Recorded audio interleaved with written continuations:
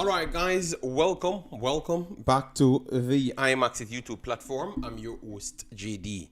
If you're new, please do make sure to smash the like button, share, and definitely subscribe. And if you're a member of the channel, bless up to you lot. And how to become a member, please do click the join button if it's available to you. YouTube will help you along the lines. So as you saw by the title, we're going to be doing some Reggae Boys abroad, potential Reggae Boys abroad as well, and also talking about what we think the current Reggae Boys coach should do to gain some success. All right, because they do have 3 competitions coming up. They have the Unity Cup, Gold Cup, and also World Cup qualifiers. So we wanted to go extensive in that, but we had some good performances the other day, which we never had any opportunity to check into. So we want to definitely do so. All right, I will try to make sure this video stretches close to an hour, if not 2, in this one. I still should do the Suriname one. So for persons coming along, I was just a little busy. Remember, it's vacation time for me, so the family is here, and sometimes it takes extra work, so it's hard for me to balance every single thing. All right, yes. So let me big up U7 inside the chat first before we get going. So we have our brothers in the building, so let me bless them up instant as soon as they do come in. DNA Football says, big up JD, this man done get brainwashed already. I see this long time. All right, then we have Sean Base, our brother in the building. Bless up yourself, Sean Base, thanks for being here. Float management in the building, massive respect. Sean talking about Big Bad Studio. Yes, we had change around a few things, but we will get it back to our normal settings very soon. Just a temporary thing because we're working on a few other additional improvements as well, where some screens should be. All right, Javan Davis in the house, Joseph Brown in the house. And then we have One Love as well, says blessings, Sports Billy and Imaxit. And then we have Omar Henry with Michael Thomas, and we have Nosage in the building, Sylvester Whittingham, and T got but big up yourself, thanks for being here. So let me start with Malik Mothersille. We are going to switch over to the detailing screen so we can get as much in the house for you lovely people. All right, yes. So Malik Mothersille. So you have Malik Mothersille, a player that we been talking about for maybe the longest period of his actual qualities, because he's in the same age range as majority of our local developed forwards. All right, so a lot of people talked on what he could have done from what he can't do. All right, yes, but the one thing we have to give him credit for, he made a big step up coming from Chelsea, went down to League One, which a lot of people like John Russell and others stated that it's very difficult for them to transition down there because it's not technical ability, so much more like the physicality you have to mix with that technical ability to stand out. And we want to say kudos to this kid. Second year running, he's winning the actual EFL trophy. All right, so this is the second one he won back to back, and he was the best player last year in it, and this one he transferred that ability towards the league but still contributed to this one. So let me try and put that one for you up here so we can get it, so we can tell you exactly what he did over both tournaments. All right, so they won it over Birmingham as well, which was surprising, because a lot of people would have actually said that they would have picked Birmingham coming in this one, and they won it again. So big up to them. All right, we know that he's eligible for Jamaica, so that we can stop right there. All right, which we're going to have that discussion extensive, but we give him his flowers. All right, so EFL trophy, 7 appearances, 4 goals, and 1 assist. And as you saw, amongst the starting 11, 63%, and amongst the minutes played, 75, and goal contribution for the entire year is 19%. This is in one competition, people. That is very much impressive from him. So yeah, we do this fix the narrative to tell you that we definitely have the quality players that we claim that we want. All right, we definitely have them, and it's not a question anymore. It's just whether or not we are going to be serious and try get them around, rather than just saying that they don't want to play for Jamaica anymore. The great Thomas, yeah man, bless myself. Right, Dr. Gigi said, good day JD, and to the world. Thank you very much. Jason Guna, big up yourself. All right, hope to see Mothersille this time. We're going to get into that as well, because I've heard some stories and I want to make sure we put the accuracy in front, because we have to go on what the coach is saying. And I want to ask you guys, is it that sometimes they're trying to bully their way into getting what they want? What I'm talking about is like, we have the Unity Cup, which is the 27th to the 31st. So put it to the first of June. All right. Yes. So that's when it's going to stretch to. The coach, I've played statements from the coach when the coach literally stated that he's going to look at his 60-player pool that he got, which him and his friend work together. So he's not saying Mirren Garden so much. All right, he's saying him and his friend. So, and he wanted a long time a camp in England. He wanted that. It came at the wrong time, because clearly majority of these individuals are important people in football. And when I say that, I mean they have things doing. So they are going to be playing for their clubs closer to the end of the tournament. And they are going to be not available. All right. So it's going to be a stretch for him to get everybody that he truly wants. But at the same time, he still has list of players that might not be partaking in those top moments. So even those individuals are still good enough for we to pick ahead of other individuals. I've already saw people sent me people talking about JPL players will be just the order of the day. I clearly came to the conclusion, based on the statement from the coach, that he was not the one that dealt with this situation. He just caught up into it and then trying to make the best moment of that said thing. All right. Float management, I don't think he has his passport, but I don't think, the last time I spoke with him, I don't think he had the passport at the time. But, and remember, I'm putting everything in context. So I'm talking on a player, what the player did and what happened. It's a Reggae Boyz abroad and also potential Reggae Boyz as well. So not because I put his name there means we have to jump with he has his passport, because they know my take as already. I don't think nobody need to push for nothing. My overall mantra is nowhere is nowhere. Jamaica ain't anywhere. United States ain't anywhere. Canada ain't anywhere. England ain't anywhere. It's the people that makes the difference. You already heard me told you guys that. And if you're not going to be wanted from someone, I have no reason for me to be doing any passport. All right. I heard good news on the passport situation the last time, but I've not really invested into it. I never checked back with the kid and asked him that. I'm just talking solely based on his performance. Solely based on his performance. Big up yourself, Newton. Thanks for being here. Massive respect. McLaren, big up yourself. Why you pushing him so hard to play for Jamaica? You both are family. No, I think I have enough education to see that people have quality, and clearly it might show you that the level of knowledge that I have on football, most people from Jamaica don't have it. I think you should be coming here praising me to see what they are doing. So once I have a queue of players that I do scout and watch and they are doing great, which is almost every single one of them, from Lembe Kisa coming straight down to Mothersille now, I keep pushing them, because the problem is with this One Love, because I don't think it's the same One Love. I think it's the one that always fights against me. But anyways, this fight against One Love, let me educate you on this. You know why you never heard about him anywhere else? Because it is not rooted in football reasons. It is rooted in whatever narrative wants to be sold.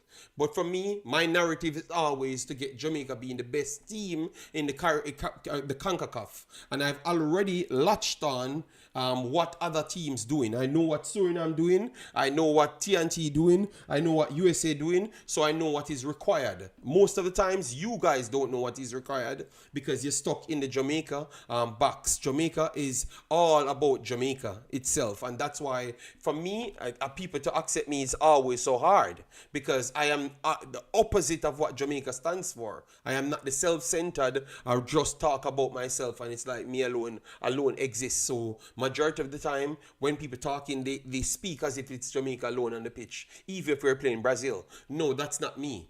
So, and if you're glued down like that in that thinking, you can't evolve. And oh, ironic, Jamaica has not evolved from 1998 until now. They have not evolved. So what I am doing is just showing you, keeping what you don't know that you want in front of your eyeball and exposing that, yes, you definitely want that. All right, because you clearly see by the success of this individual, you need this. All right, yes. So that is my purpose. Okay, yes. So it has nothing to do with family or anything, but the fact that you go there tells me the type of person you are. All right, one love because the baller is good. Thank you very much, Malik. All right, JD, is Simon recruiting officer or media officer? I think he. At this point, what I'm seeing, anybody that can add some value to Jamaica is needed because we have a lot of people that adds no value and have the same confidence. Because the one thing I think Jamaica is blessed with is confidence, and it's everybody. I think everybody gets that over the top confidence, but it's not everybody can add value, because they don't invest so much in what the actual task is. So if Simon can do more, I have no problem for him be doing more. All right? I would have asked him to do more as well, to be honest. Yes, because you have a lot of people can't do anything at all by evaluating players. Because remember, we heard people told John Russell that he's too slow and all of those madness. And they were the ones that are still around. You heard Tapa complain about them. You heard previous coaches came in complained about them. So to be honest, Jamaica is in a shamble because of our own Jamaica ways, our over-the-top confidence and lack of ability to work hard on the actual subject matter.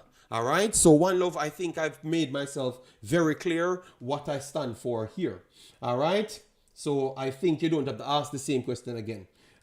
He will make a move to the EPL. I think that is coming because remember he wanted to go to Everton. Everton wanted him as well, but remember they had the ban, so that's why he never went there, and he betted on himself and went out there and did his job. All right, so let me just give him his credit right here. All right, so in the EFL alone, EFL League Trophy alone, 7 games, had 4 goals and 1 assist. All right. And then now, obviously, we know about League One. League One, he plays 41 games, 8 goals, 8 assists, and 11 goals so far. Still have 5 more games to go. So maybe he can touch the 20 ad, and I think he's going to touch the 20 ad right there. But what I'm loving is the amount of minutes he plays. He's almost always available. All right, and I think even the times that he never had the 9 extra minutes is solely them not picking him, like them giving him rest period. Because one thing I love about the League One, it's a league that really helps you improve as individuals. So sometimes you will see Anderson in the team for 3 games consecutive, and then he drops out. They have these things. You understand me? They have these things, and I do appreciate that. So that is like recovery minutes to get himself on the level playing field. And that's why you saw them saying at the start that this league is nowhere for Kaim Dixon to come in and start just over the top. And obviously they had better players as well, make it double time difficult. You saw the other day they gave him some more minutes, and then as soon as Tyrese is back and my boy is back, he did not even make the bench. So not even when LeBron is not there, when 2 out of the 3 is there, they don't even consider Kaim Dixon in the conversation, none at all. You saw that one, love, and that's what tells you about football education. So when you come here, Just drop a Jamaican and just know that you have a Jamaican that's seriously investing in football education. And you're going to have a conversation even for a little time, and then you can go back to your Jamaicanness. Because the one thing about Jamaicanness, what I've said just a while ago, it doesn't change. You can always get it everywhere. You understand me? So appreciate what I do, my brother. All right. We need to win the 4x1 or play football. Yes, Jason. Yeah, but I'm just showing you. Yeah, man. So, anyways.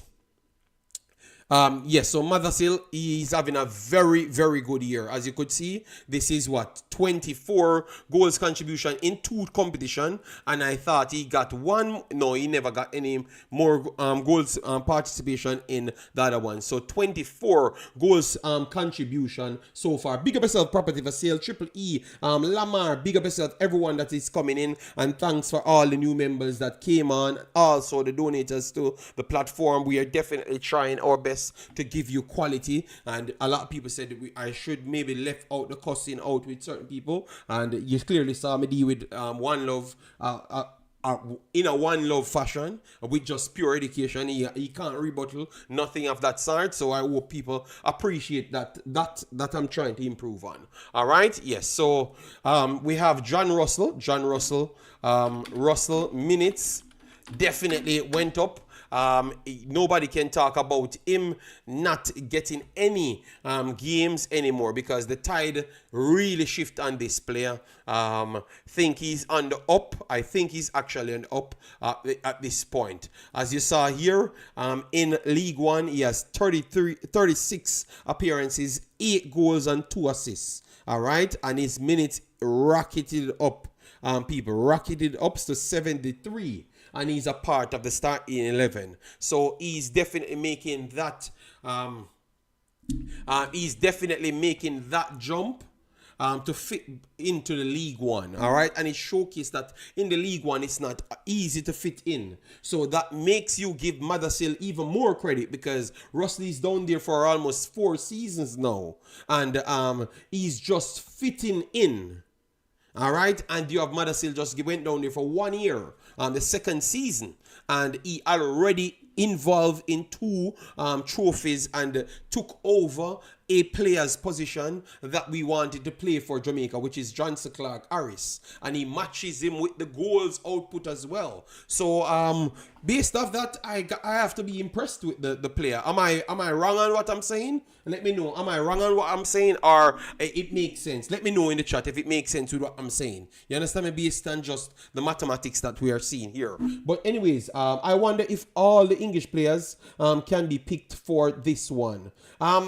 Based on what the narrative that they're trying to push a narrative that the local players is going to try and invest in local players. I saw people contacted me and tell me that, yeah, JD, he's going to invest in local players. And I'm saying, oh, but I've just listened to the guy, and he literally said he wants to look for players. He could have easily well said, okay, I have everybody that is available. I'm going to just pick them. So I'm going to pick the local players. He could have said that. He specifically stated that he has 50 players on a list. So he's going to shuffle back the pack, because he got the game in England, which he would have loved, but he got it at the wrong time. That is exactly what he says. So I don't know if we just like to sell propaganda, or we're trying to force a narrative. You understand me? But he literally said he has 50 players, and he wants to deep dive and try to get the best squad that people will be happy about. All right? So I think that he's saying everything opposite from what the propagandists them in Jamaica are trying to sell about local players. That's what it's pretty much saying to me. All right, I've gotten everything so far correct on his statements and before, so I want to say that this is exactly what he's saying, because that's what I got from it. He already had players that will not be partaking in the playoffs. So you could say, yes, I have this and that from locally. He never said that. Jamaica always talked about they have a lot of traveling expenses and all of those stuffs. So my big question to you, we clearly know that local players ain't the best. Nothing tell you otherwise. Nothing whatsoever tell you otherwise. Right. So how can you take the worst out of all parties, the worst, because that is the facts. You never had playing fair to send for maybe the second best set of players to fit in with the first best set of players. And now you take the worst players them, even when some of the second best set of players them available, and pay their playing fair to go and represent Jamaica. Just let that sink in. How would that make sense overall? I doubt it. I doubt it. You might see 1 and 2 individuals that partake in the competition that is locally. So maybe like a King and those guys might be involved. And to be honest, they would have been fringe second to third best set of players for Jamaica. So they would have deserved to some level their actual call up. You understand me? So some players would have deserved that. I'm talking about people that you don't know and they have never done anything for Jamaica. They would have been selected. No, I don't believe that would be the case. J-Ross, big up yourself. Thanks for being here. Could it be that the coach is being influenced to pick? Yes, but that's what I'm trying to tell you. In other words, that's what they're trying to do. They're trying to bully him into this is the direction he should be looking. But I think this man already, his head turned. His head already turned. And I don't think he's in this foolishness anymore. He realized that his career is on the line, which every coach comes to Jamaica see after a few weeks. Because they always give the power to one man, and as soon as that power, every time they gave him a decision to make, it doesn't work. And then they do take it back. And you realize that's the same thing happening right here. When I came to you guys and told you that, yes, they have a struggle to pick the team. You have people in my chat said to me, oh, JD, why are you creating an argument that is not there? Then they hear the coach came out and told you that, yes, we have a problem with picking the team. The coach pretty much did want to tell you that he didn't know why we took this competition. That's what he wanted to say, But he's not as straightforward as Al Grimson. That's what you don't realize. He said he would have loved the competition, but it came at the wrong time because all of the people that I had the plan for. So what I want to focus on, I don't have that.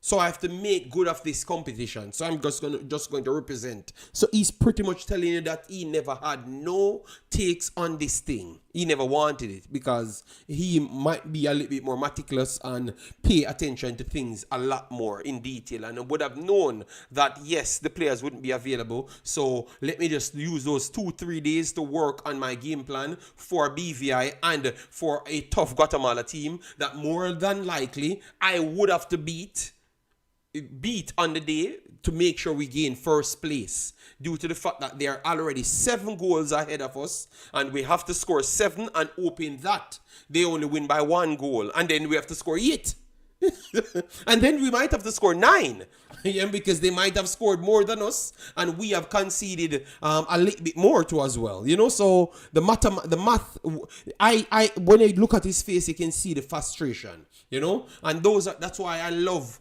the way I am, you understand me? I make sure to take my time on things. I don't rush, and that's why majority of the time I do get it correct, and that's what I've gotten from him.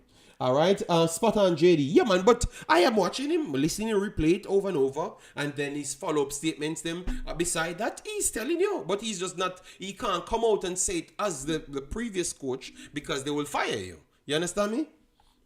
And we're not scoring 4 goals in a game. Dr. JD said, if the coach doesn't pick any local player for Unity Cup, JFF is going to sabotage him. I think he's going to pick King.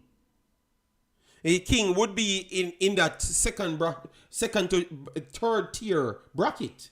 So they are picking him, so I don't see the big deal. They could pick Busy, they could pick Warner Brown because he scores a goal and everybody wants to see him now. And never did their research on him and realized that a player already went overseas and never really made it overseas and came in the league and so they would pick him. They will pick him because it's a thing and not necessarily what the coach wants. But it always, the Jamaica job is so hard because you hire a man because of his expertise and then decides what he should be doing when you have no expertise. So please, I think it puzzled me for 5 years now. You hired a person because you said this is the person for the job. He He's good for that position, and I can't do it. But now I am going to come out with a rule. No coach will ever come here and don't leave back anything to Jamaica. They have to build a foundation over here. They have to teach people. They have to teach the coach over there how to play football. They have to pick these players. So you can't just come and qualify Jamaica. You understand me? And what I think we are seeing here, you're seeing some con men in position, and they're very much lazy. They want these national coaches do their jobs for them. All right? And I can tell you, none of them will pass that test. Because Simons never passed that test. Simons was a part of Jamaica's development. So it's a different thing from what they're trying to do now. Simons developed these leagues himself. So it's completely different. All right? It's not the same. All right? Yeah. Here, audio, big up yourself. Would Warner Brown go to Unity Cup if he's in the JPL on May 25th? Well, let's see. I don't know. King and Warner Brown likely if available. I think even if they are not available, are so-called their clubs playing. I saw Cavaliers let go of players going to competition, multiple competitions. So why they wouldn't do it for the national team? You understand me? Yes, I saw the left back left for U20s when they have vital games against Cincinnati. Remember those things, guys? Remember those things? They played competitions with several competitions without King. So why would they not let go of King? And they're going to get almost 2,000 US per game. Why would they not want that? They want as much money they can recoup. Remember, the JPL does not even pay much money to win the JPL. So 5-6 players get a package of making a national team that is already so close to the package that you get to win the entire JPL for one window. All right. So now you understand how pivotal it is for people to make the JPL, make the national team. It's not just about exposure. It's about physical money as well.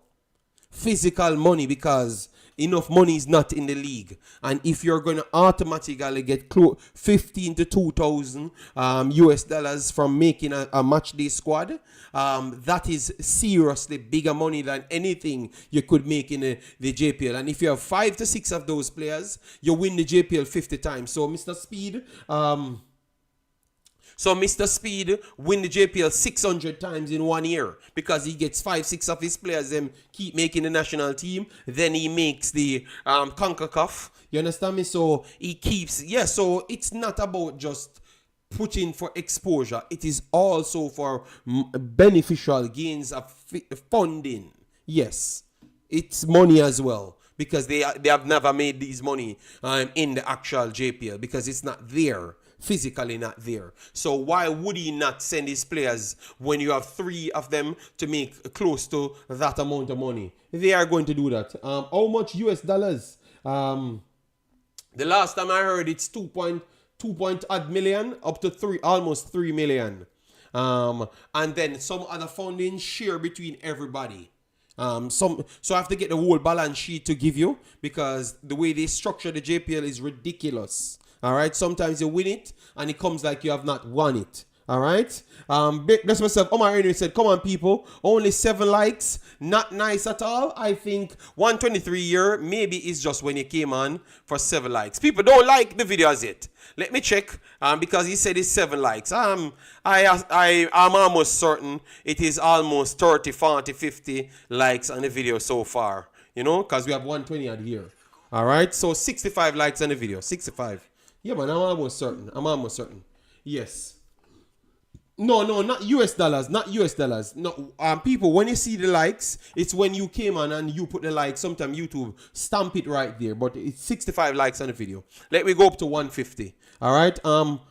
So in Jamaican dollars, it's almost the range between 2 to 3 million. But they have some other structures that they have to save stabilize the whole Premier League. So money shares a little bit different. JD, remember the ultimate is to have our clubs as conduct to the national team. 2 million James for yes, but Chevon, they brought in a new policy that someone brought it to my attention, Chevon.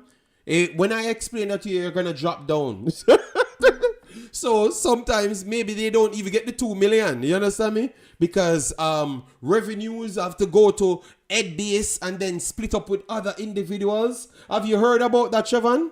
Yes, I think you must have heard about that. So the JPL people, the JPL itself is not as clear cut. Well, because I was talking to one of the individuals around the club and or around a club, and he was explaining to me and telling me how difficult it is and how they need extra sponsors, but they have to get it in a certain way because the way how the league structures is ridiculous, you know? Yeah. Okay, all right, audio. My static says a few weeks ago we struggled to beat St. Vincent. Yet today we have people here talking about topping the. No, I don't. On this platform, nobody says Jamaica will be topping the group. We said if Jamaica tops the group, that would be astronomically great. You understand me? But and we don't know who we're gonna have. You understand me? We don't know how much the World Cup game would have took out of us. Before we move to the Gold Cup. Because remember, all of those competitions are sinking in 10 days. No, 15 days. I'm wondering if people know that all of these competitions are going to split in 15 days. Unity Cup, 3 days, back end to 4. We have to get to BVI, train within the fort. So, because we have to get a training session before we play on the pitch. That is FIFA rules. Yeah, so that means you don't have any rest time. As soon as Unity Cup finishes, whoever is going to be with the squad has to jet off to BVI to try and reach the next team. But the fact that he gave me the reason to say that he's going to pick 2 different teams, that kind of helped me now. So that means we can get more players to BVI that doesn't have anything to do with this first competition. Marvin, bless up yourself. Thanks for being here. Massive respect. If it's 2 million JA, that is about 12,500 US dollars. Yes. So the JPL winning prize get money taken out based on structure. Yeah, Jason. I wanted physical written proof because you know I'm a helpful person. So because anything I'm gonna do, I'm not gonna look for any returns. You know. So I make sure whatever I'm doing, I can't afford to lose it. You understand me? Yes. So we are having a conversation on it and clubs talking about how it's tough, you know, and why they need a player to make the national team a few times or even having the possibility and selling players, you know, because the guy saw my video and he's saying, you know, sometimes I get what you're saying here. You want Jamaica to win, you know, but sometimes you have to understand that we need a league here. Because what is going to turn out to be just we have to depend on only foreign players, you know, and we have to ship out a player and we don't get as much exposure. And I was trying to educate him on certain things and said, no, we get exposure.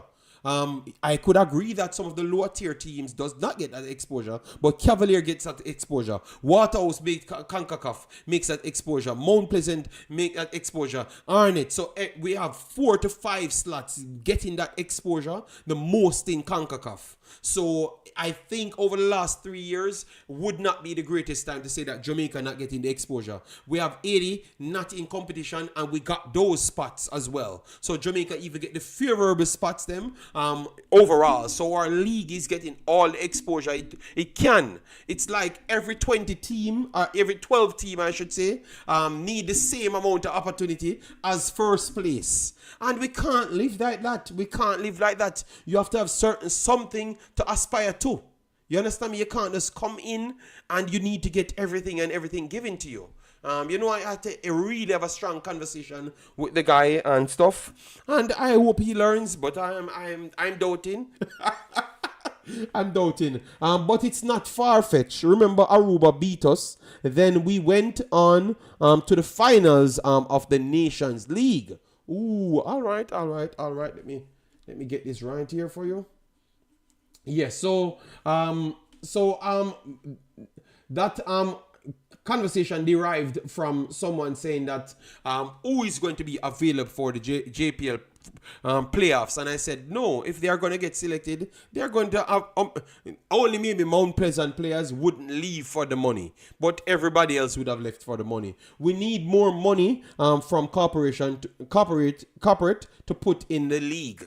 But the last time, the people we should make sure we follow information here, and this is why I don't wishy-washy on my statements then, because I remembered when Mr. Spade made the first Concacaf, when him and Waters made the first Concacaf, and they never had enough money.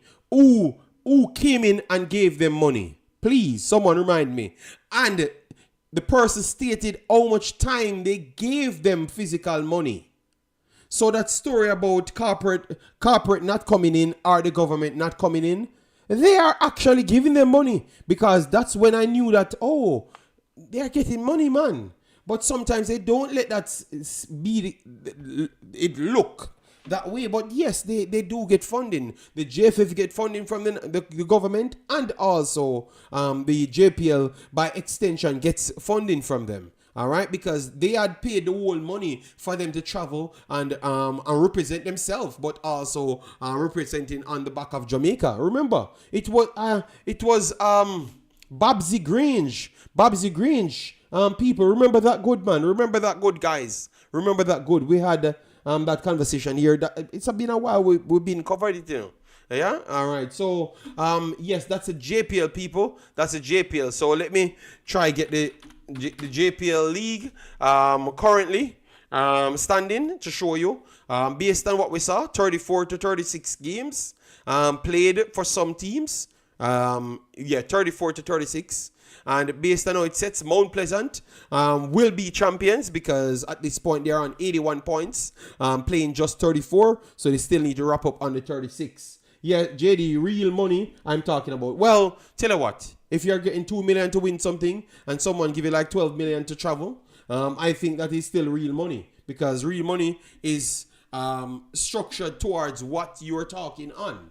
All right? Yes, maybe your money is a little bit bigger, but the money that Jamaica has, that's what it is. All right, big up yourself. Thanks for being here. And people, that's why I don't jump to wishy-washy, because I have all of these things in my head. So I have to structure it before I do say certain things. All right, Mount Pleasant first. Montego Bay definitely jumped up a big one on 72, but they played 36 games. Arnett Garden 5 points behind.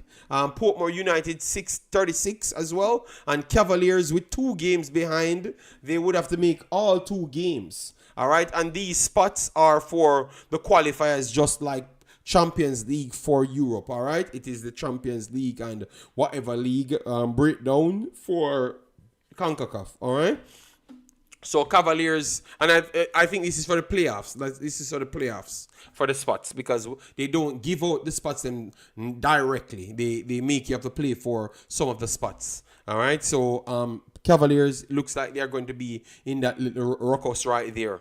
Well, that's tough. And then now we have Veer Phoenix at the bottom, Mullines United at the bottom as well, and those 2 would have been the relegated individuals. So for the 14 teams, the 12 and the 2, those would have been the 2 at this point. We had said at the start of the season, and I've not done a separate video for this. But yes, Veer United, as you saw here, they had 5 wins,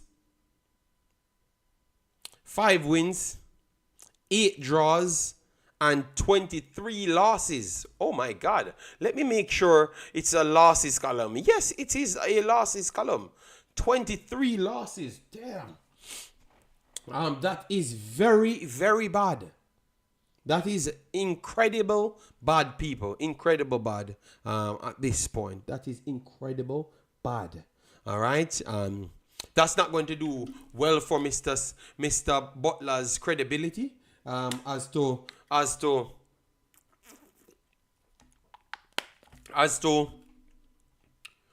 how he talks, because for years I've always said, please go into one of the leagues, because you always put the league down. So I wanted to see how you're going to transfer it over. We all, even at one point, we tried to give money to get him into the league.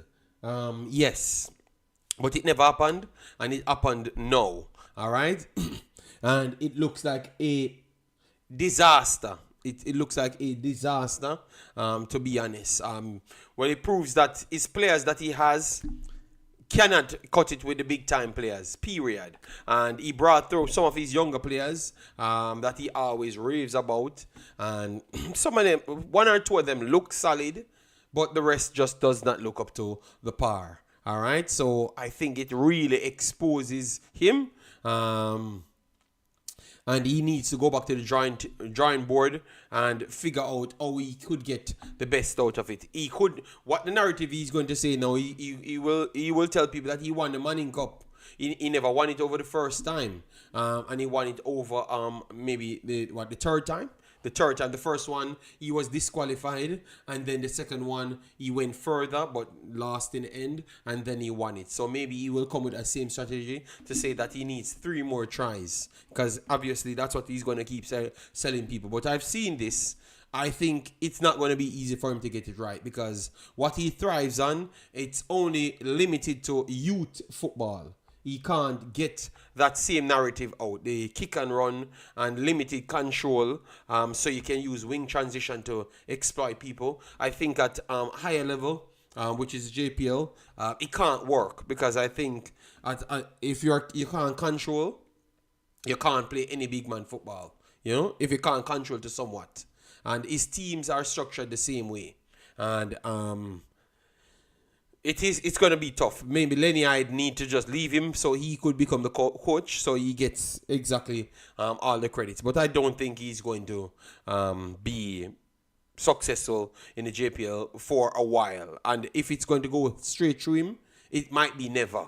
It has to be through someone, and they get full autonomy, and then he will be the one just to be a scout on the side. So persons tell you what they want, and you go and get it. But as long as he has the same coaching tactics and influences on the team, I think this team won't do good. I'm very sorry. JD, you think Butler ruined Veer? Based off what I just said, I think yes. But I would hope he gets the position that he should be good at, which is to scout players. So just drop back in the managerial role. Let the coach himself takes full autonomy, works on what he wants, give you the paper, and then you go and do your marketing skill to try convince those individuals to come in. But I wouldn't be surprised if they move away from him. I wouldn't be surprised, but maybe because it brings clout, and the one thing we like in Jamaica is clout more than anything else. So maybe that's the only reason why they give him 1 or 2 more years. But I've not seen anything special going on there. I've seen special things from all the other teams, except maybe 2 players on their team, and they are 2 of the youngest ones on the actual team. You understand me? So aside from that, that's gonna be tough, man. You know. All right, laugh out loud, JD. That will never happen with a man like Butler. Well, that's how it is, you know. He still helped. Let me give you credit. He still helped to bring exposure to the league, which is essential, because clearly they don't have enough money. So they need as much people as possible to get involved. Right. Yes. So I do give him credit on that part, you know, and the games that he partaked in, those games maybe brought revenues to a lot of enterprises that's connected to the JPL. So viewing rights, I saw a lot more people becomes vloggers and becomes TV representatives just because of Butler. So we have to give him his credit where he's good at. And that's why I wouldn't say to get rid of him out of Jamaica football. You know, but he has to take the position that will be helpful to him. And the true position is he's not a coach. He's physically not a coach at any high level. And I've seen that a long time. The 2-2-2 formation that he's talking about, that don't work. That is just over the top Jamaica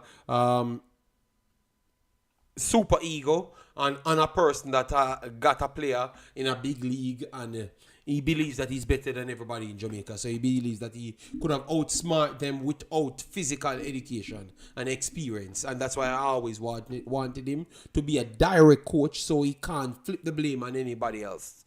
And it's still not at that point as yet. So I'm still going to wait, and I'm hoping that he gets a managerial role.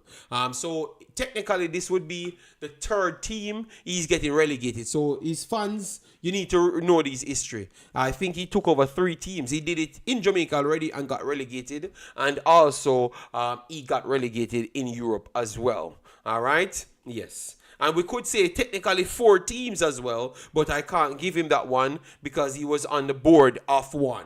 All right? Yes. So his record as a coach at any elite level is not impressive at all.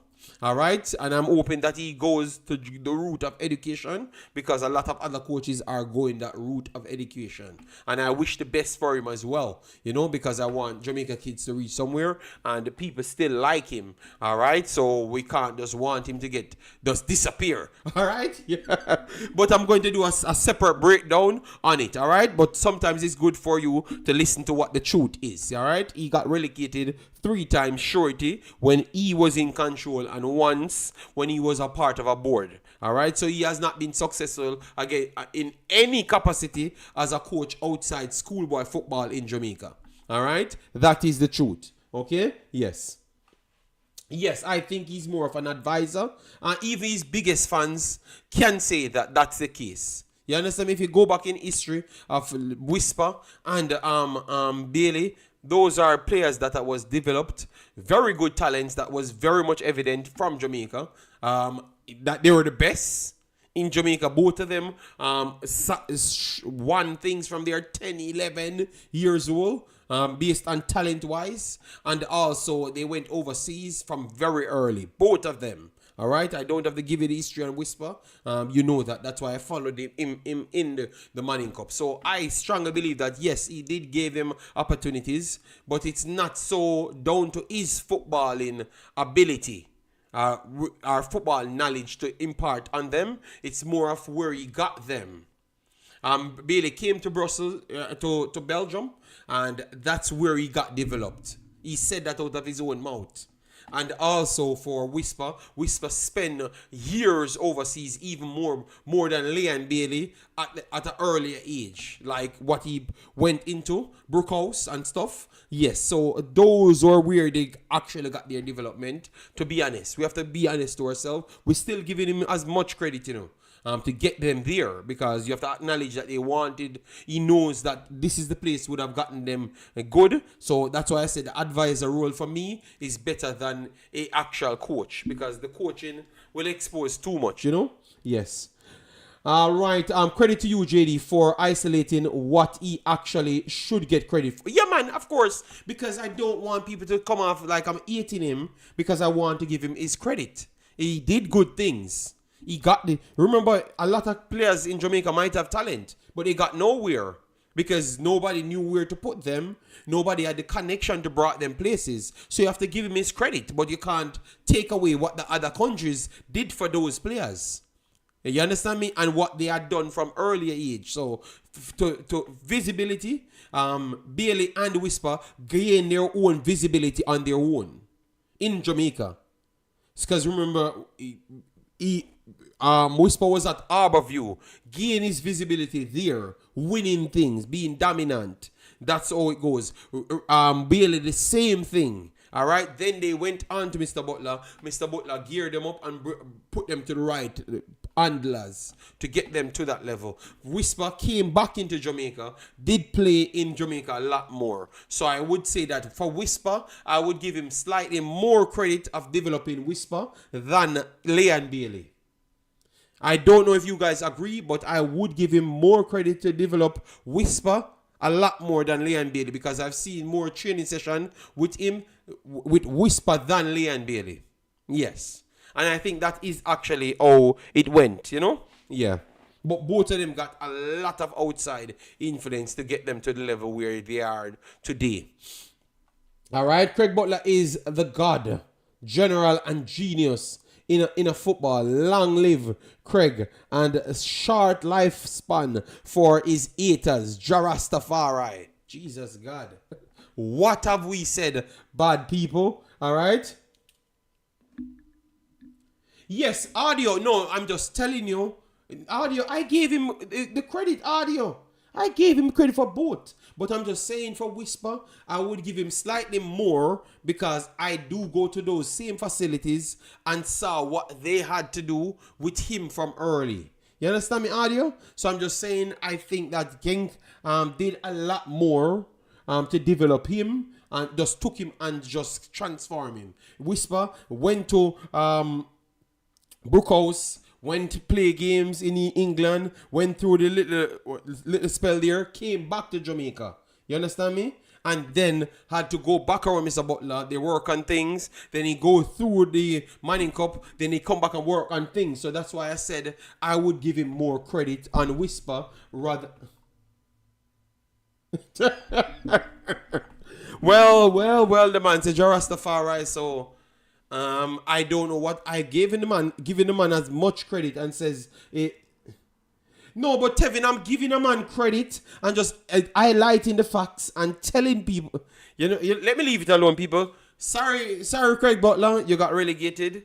I'm not going to say anything because I don't know what happened with Craig Butler fans. But they don't want the reality.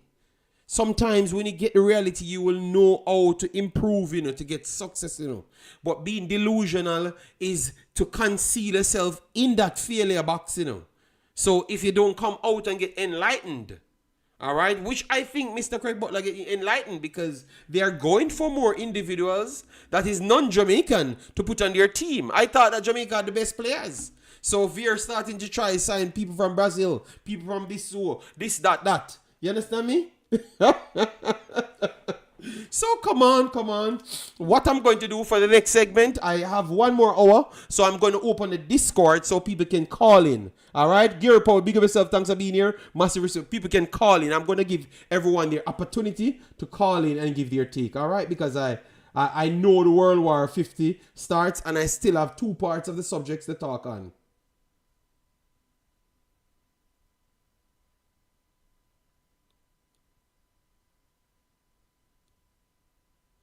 Yes.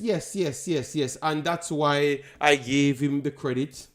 To develop the players then. But you can't tell me to take away credit from the other people then. All right? Remember, what this is... All right, so the lobby section. Let me try and get it over here, people. 1 second. I'm going to try and get the additional audio capture. All right, so... All right, I think that would be added in, and then I will put that in to the Discord. All right, so this is the Discord. So my Discord, guys, how you get into the Discord, just go into the description. Yes, I've left it alone, but I should be able to talk on everything Jamaica football whenever I choose to. You understand me? And the fact that I'm only talking facts, something that you can go to prove, that means I am a person, a student of the game, because I'm studying before I do come here and just blurt out things, and that you guys don't want me to speak.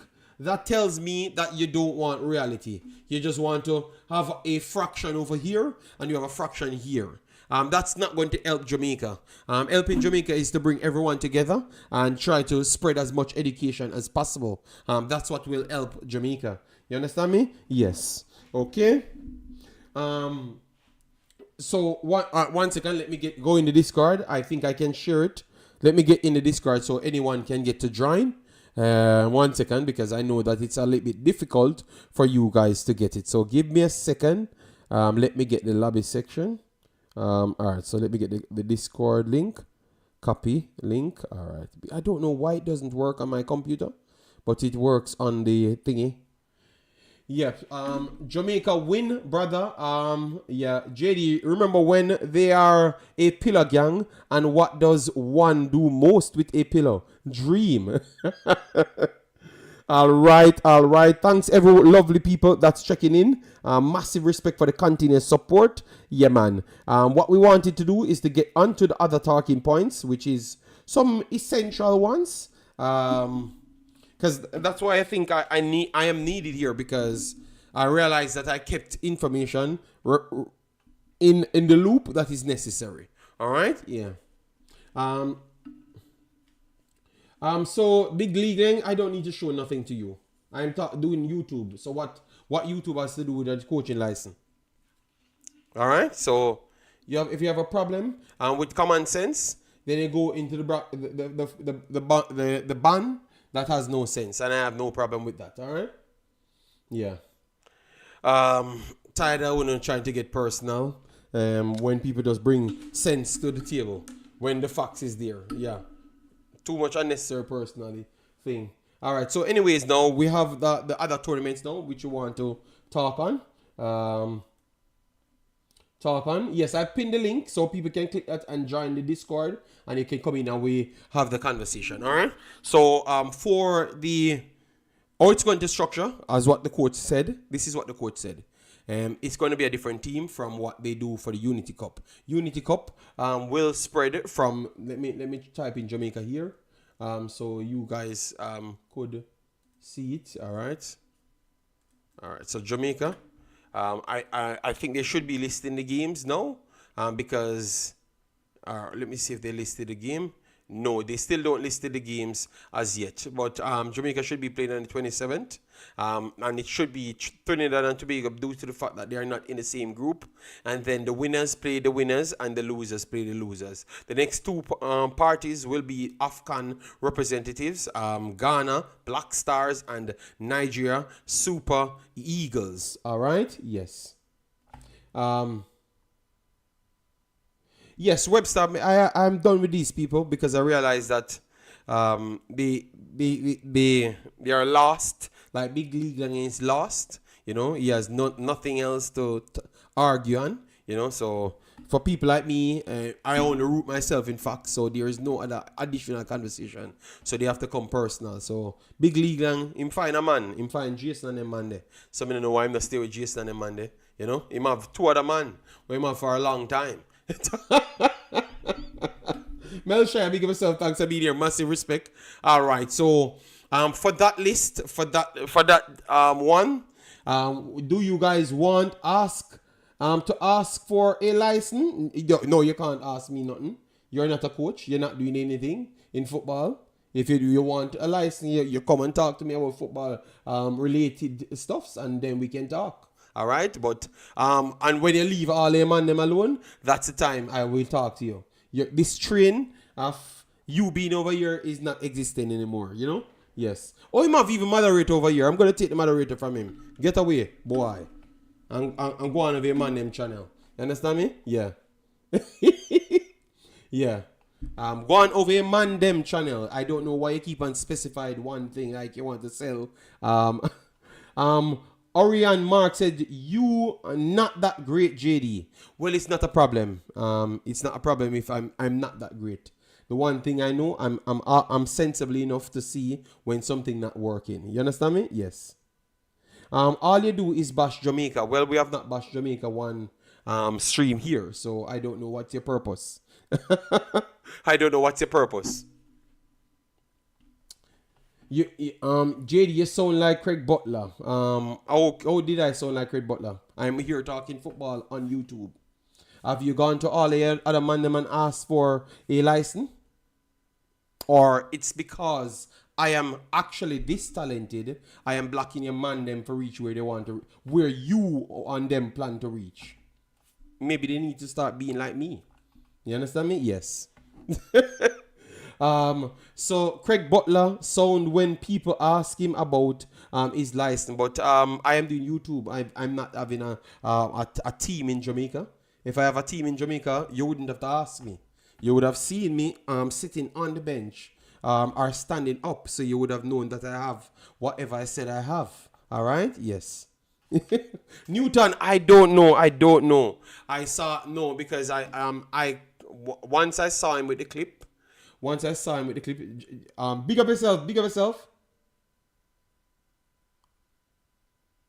Oh, you're big. Yeah, man. Go.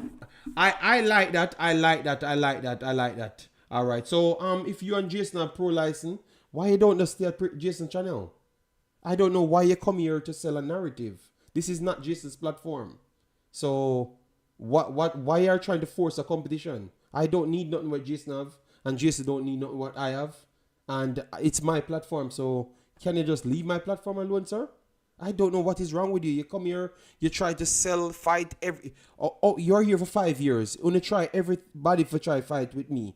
So now it's Jason's turn to try fight with me. For what reason? I am on a plane for myself. You know why? Because I am just in my own brain. So you only don't realize it's not working. So just stop, man. Just stop. All right? Just stop. And you don't have to come back because nothing is here for you. All right? Yes, you don't have to come back. If you can't talk on football-related stuff, because I've yet to see you in a chat that you talk on what happened in a game. It's always some drama you are tied with. So go on with the drama, people in the man. Maybe the drama will stay with you.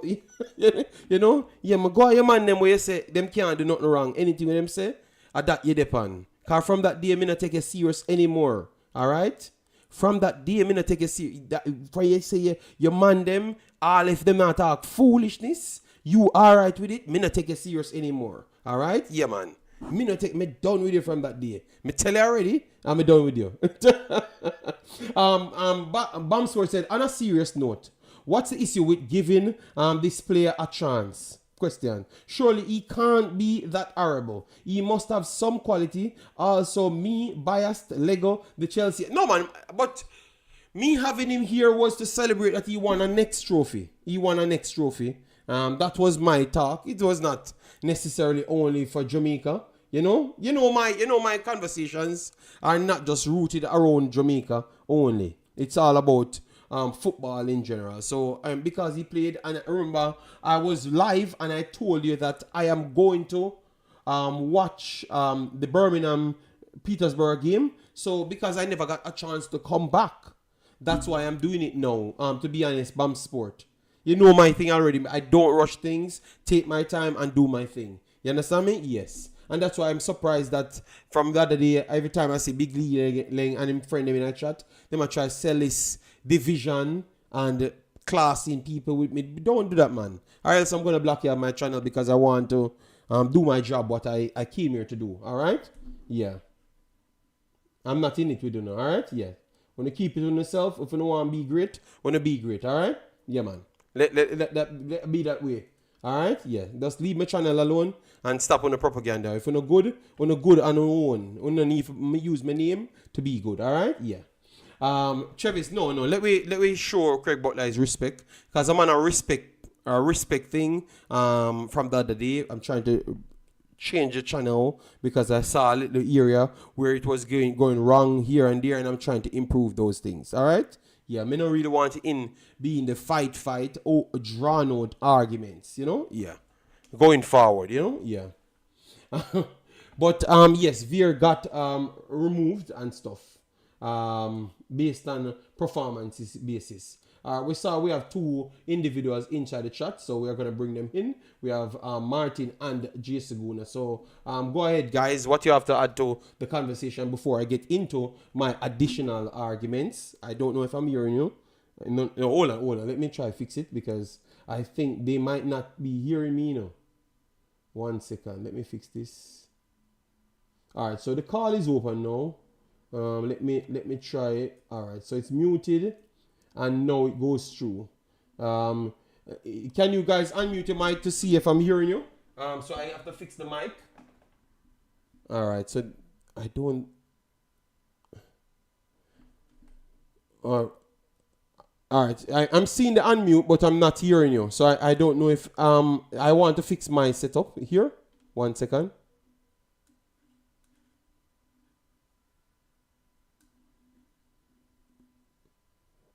I cannot unmute. Hold on. Let me try to fix it. My fault. Sorry. Muted. No, man. It's saying no permission to speak. Who in the world? Oh, okay. My fault. I'm very sorry. I'm gonna go in the calling. My fault. I'm getting old, you know. I'm getting old. All right. I'm getting old. Sorry about that. In the calling section, it's not the lobby. Oh God. JDCB can't get no respect. No, I never said he should have gotten any respect, you know. I'm gonna just move you guys to the calling, alright? So you're gonna be in the same section. Sorry, my fault. Because I'm doing too much things at once. Let me try get back the link so anyone can get to come in. Alright? Wells, Craig Butler is the biggest coach. Remember, no, Wells. We can't say that, brother. Sometimes you have to learn to be humble. Show people and give people respect. So he can't be the best coach. You can't win a Manning Cup and be the best coach. You understand me? Yeah. All right. So I'm getting. On it. All right. It's not gonna have like all this new stuff. All right. So I think Jason talking. So I will mute him until that time come. Big League gang, listen to me now, my youth. Let me tell you this, Big League gang. Please, more you stop it, yeah? More you stop bring propaganda on my platform. You can heal anybody you want, my brother. I don't know what kind of comprehension skill you have in your brain cell, but stop it, my brother. I don't know if we're not in a WhatsApp group I try bring a vibes between me and people. My brother, I don't want to call my name with nobody. Don't group me with nobody. Please, stop. Stop. All right? Stop. If you come on my platform, let me talk football, my brother. When we come on for YouTube, I'm going to talk to people, Dan. So please stop. Do what you want to do, brother. Stop the propaganda, brother. Please. Because that means you don't hear nothing what I've said, Big League. And stop it, my brother. All right? Stop. Just stop, Dan. Please. Be respectful. Because I'm not trouble nobody, brother. Stop this uncomfortable, unnecessary situation. All right? Please, stop it, man. I don't know what's wrong with the brain. But you keep on as a make a narrative up, the stop done. All right, so we have you guys can unmute. JD, what's I'm get the link, man. But me I try to fix the calling 1 second, and then Big League, I just add a bag of bad energy from nowhere, and there's a make up stories. Me don't know where I come from. Me don't know what's wrong with him. Me say me no want no argument and no drama, and you keep on as a make up stories. Brother, stop the man. My God, man. All right, so guys, you can speak. 1 second. Let me just replace that. Yes, this is the correct discard determine. You can come in and Big League. You can come and change my mind on you. You can come and talk football. Teach me some things about football. That's what I want to hear. Show me that you have the qualification, the ability to get a license. All right? Omar Fowling, big up yourself. Thanks for being here. All right, so the guys are in the discard. Please get involved. Let me hear it because I have 2 more topics that I wanted to move on to. But yeah, man, really, I do too. Yeah, man, big up JD on the chat. Based on earlier topics, them really and truly about the Unity Cup and the narrative where them a try to spread about locals. The coach I go the local ways. If you might look for bring the locals them to the Unity Cup based on the availability. It confusing based on where him do the interview with Simon. So me kind of confused when I wonder if certain persons like the YouTubers them, can me just at all front the YouTubers them when them met them video, if them listen when the coach talk, or is like somebody just tell them something different because the coach say nothing like that. Say he might look for majority local, and me all hear on YouTube I say majority local might go over in the Gold Cup qualifier and the World Cup qualifier and the Gold Cup. And I say what? But the coach not say nothing like that. So there is a narrative, and that I problem with Jamaica football here. Always a narrative that come up when a coach speak frank. Is it that the coach just come and say something, but in the scenes the people them where I thought the scenes know so that a go happen. Cause me and Percy say somebody tell him say that a go happen. Majority local team, them so-called source tell them say majority local player I go in the Unity Cup and the coach But how much you I can go believe that, Martin? How much you even believe that? Or that is just to make up content? Because sometimes YouTubers just say some things to make up content, you know. So how much you can believe that? so Because that me I leave on the coach saying. Me I leave on the coach saying. So that's what I'm saying. it's Just a the narrative conversation. I may agree with you. Martin, just the conversation purpose then. So that means the coach don't have him job then. And whosoever I hear that situation, them and the person who I hear from is so important that the coach don't know. Literally don't know. Because that means that what the coach has said, you get where I'm coming from? Because the coach would have said one thing, and then me have to listen to a YouTuber telling me that this is what him hear. So that tells you that I know what the coach has said are the real thing then. So that means this coach is already through the door, or he's just there to guide them. So that's what you're pretty much saying. If we are gonna believe that statement, Yeah, because you know I know the first, yeah, and you know I'm to the first coach. Say the yeah, coach will come out and say something, and then yeah. the so-called people they will have them source where seems like them are the coach. That may I try to say that JD seems Okay. like So you're saying these that persons it have happened them a few, sources. it happened a few times before, and it turned out to be correct. That's what you're saying. Yes, sometimes. So that's why I wonder if, as we just say, if the coach is just dead if the front and them just come on based on all the narrative are set. When the fans them are fire. For example, when Russell never in the side and so the majority of the fans them confused and a cry out. You see, few days after, coach come out and say two things which we ourselves would have said, but that don't make no sense because it seems like we never call the player them in the first place. So me no know it hard for us believe in this thing, JD. Even the coach and everything does is so confusing. Me see one commentator, me think I determined say him see this 4 times already. And him put one popcorn, it's like a movie again over. Ever watch one movie 4 times? It's so dramatic. You have to watch it 4 times. And this World Cup and this football thing, like it a go back same in a direction there. We find when World Cup qualifier come and be a madness again. A total different team. And me don't put it past them still, JD. Me don't put it past them money where I run the football. Me don't put it past them money. Worse if the coach is weak and not stand up for something. It possible for us we got a wire like always. Me believe say possible. All them money at but that just me saying. Me I My watch opinion. worse to I stop. wanted to give. I wanted to give your opinion on it. Like, so you see the coach as a weak person, or you thought that he was giving them time, to get control, you know, to get control, of, like, because when you come into a house, you have to. You can't just come in and bully down the house, which should be the case, you know, because if you're the coach, you should come look on Amarim.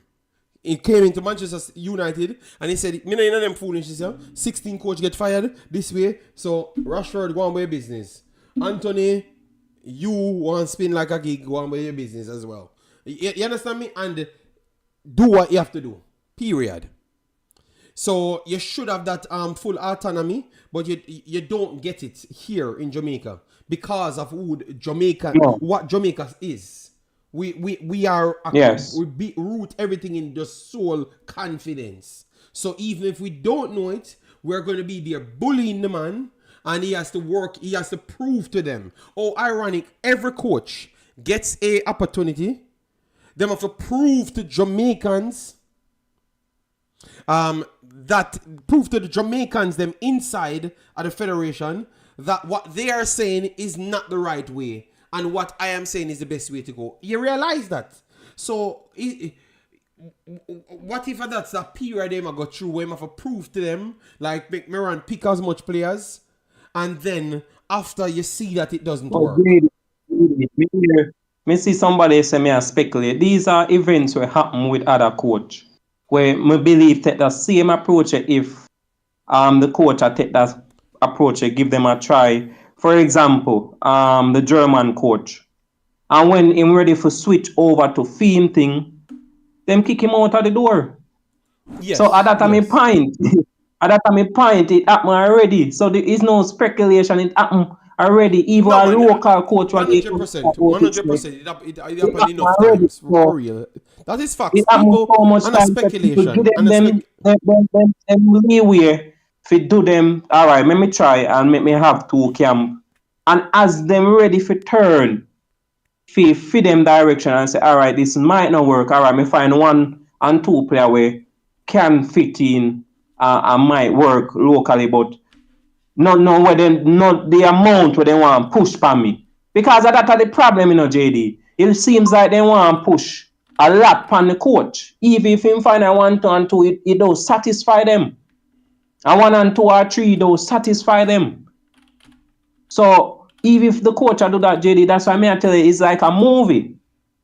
It's like a movie we are watch. Okay. Over and just over again. That's my opinion. In the two negative. I thought that it is something present itself in the public, and after that people have to give their opinion on it. At least Martin never said it. JD, make me tackle him. Just give me 17. If he make that statement, they don't understand. But time just say him don't understand. Because when them talk about too negative, making him watch Jamaica football over the years. You have not said anything negative. It's like a cycle. Or cycle. Or may I show you the cycle happen again. And it's too negative. That's the problem. You have to identify the problem to fix it. It's not negativity. Yes, it's identifying the problem. That's if you don't understand, just skinny 17. But I don't say I don't understand. Say I don't see what me I say. And he would have okay. But yeah, it's not no negativity. Me want Jamaica go work up. Or with a come negative, you know, make the side go work up. It's a cycle. It happened to the German coach. It happened to Tapa. It happened to Grimmy.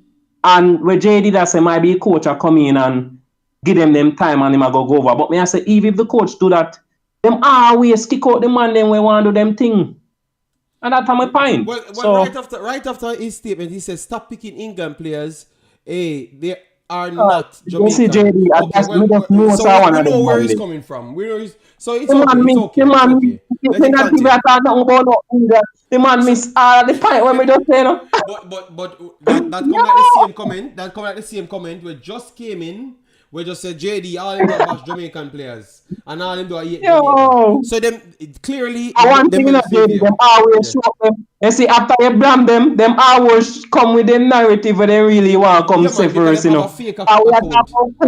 And JFF, the man goes straight at English player. Martin, JD, maybe Lisa Campbell can make the team. Him a local baller. That normal Campbell. Me no know how. And nobody know. People say Norman Campbell can go. Then rather the JPL player, the man, me man a comment say Campbell can go. Yeah. JD, no man, don't Martin. Let them get have a point because I'm try to introduce everyone. It comes like the other day because I realized what some of them do. The other day you have a man where get upset because through me revamp my thing, and remove some moderators and stuff from the channel. You have some man they make fake accounts and then in a chat I say what them really wanted to say from before. Them people, so corrupted. I see why Jamaica football can't get better. JD, you understand? And me hear someone tell me personal to themselves. Me say Jamaica fi pick all life. You know, me tell you this already, you know. I me believe this, you know. I me want them come to the realization, you know.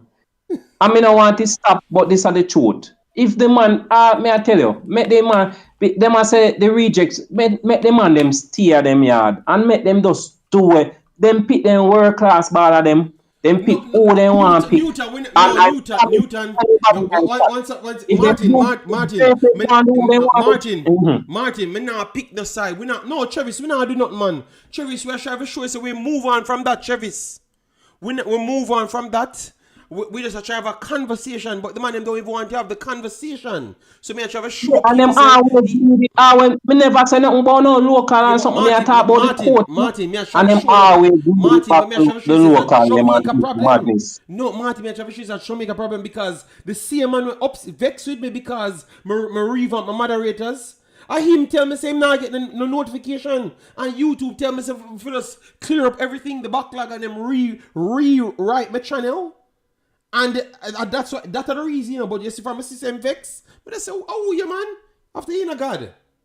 So the man him have personal issues and then him come out with him fake account. And I make up all of the comments that me don't want to tell me, but couldn't tell me because I never have the balls. You understand me?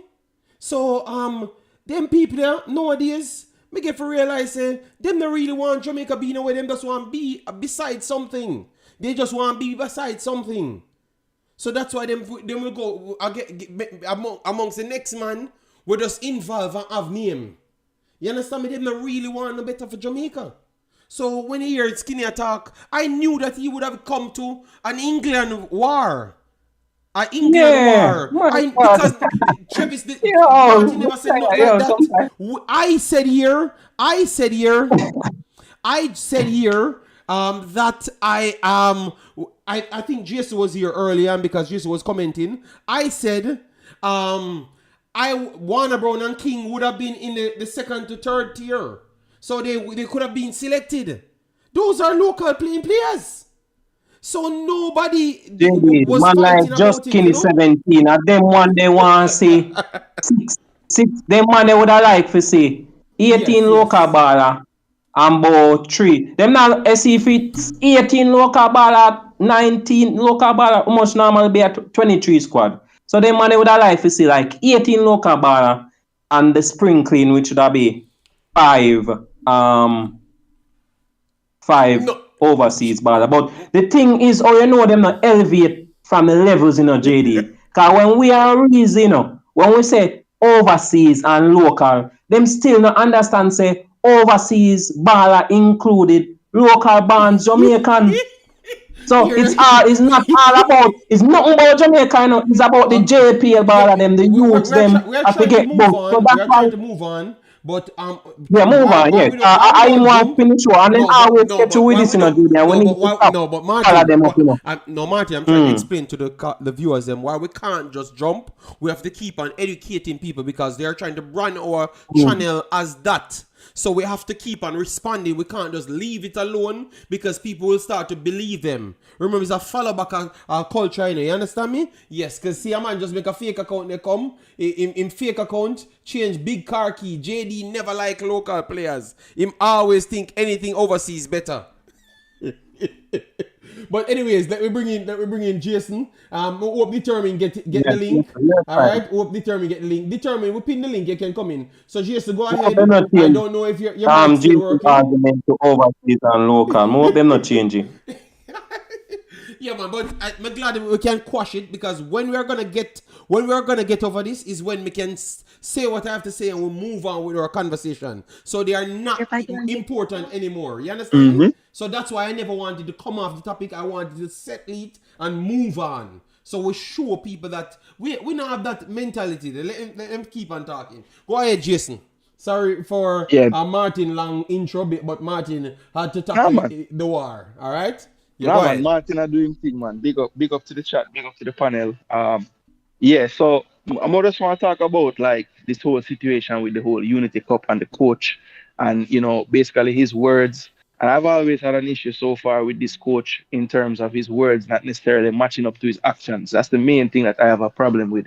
And I think at some point I have to cut the coach some slack because I think the reason why the actions can't necessarily match up to the words is basically all the things you're just talking about just now. There's too many different people pulling him in different directions when it comes on to the vision for this national team. We have heard coaches in the past, basically without saying it, but saying the words like, why we even playing this game, and if you pick apart the words he used about the Unity Cup, while there are benefits to it in terms of the marketing side of things, which we understand, football wise, there's really no explanation for playing these games at all. If anybody in the chat or you on the panel, anybody can give me an explanation football wise why these games make sense and the timing of the games, then I would be surprised if they could do something like that. Because to me, football sense, it don't make any sense. There's no time. The players that want to gel. Well, we had talked on that the last stream when we said we're going to rescind the actual bad backlash that we're going to give him, because when he spoke, we clearly saw that it's not his doing. He would have wanted to concentrate and get the same competition at a later date, because that's literally what he said. But he's not going to be like Al Grimson, that he just throws everything to the pan and say, yo, listen to me, man. I don't know which one of those people who you guys would have liked. And I will swing it back to Jason. Which one you guys would have liked? Because people bash Al Grimson when Al Grimson literally said, yo, brother, I never want this, I never sign up for this, So which one of these the people like? Because now this man talk a little way and say, yo, boy, make us still try to get the best out of the situation. So which one you would have liked, Jason? Which one you appreciate?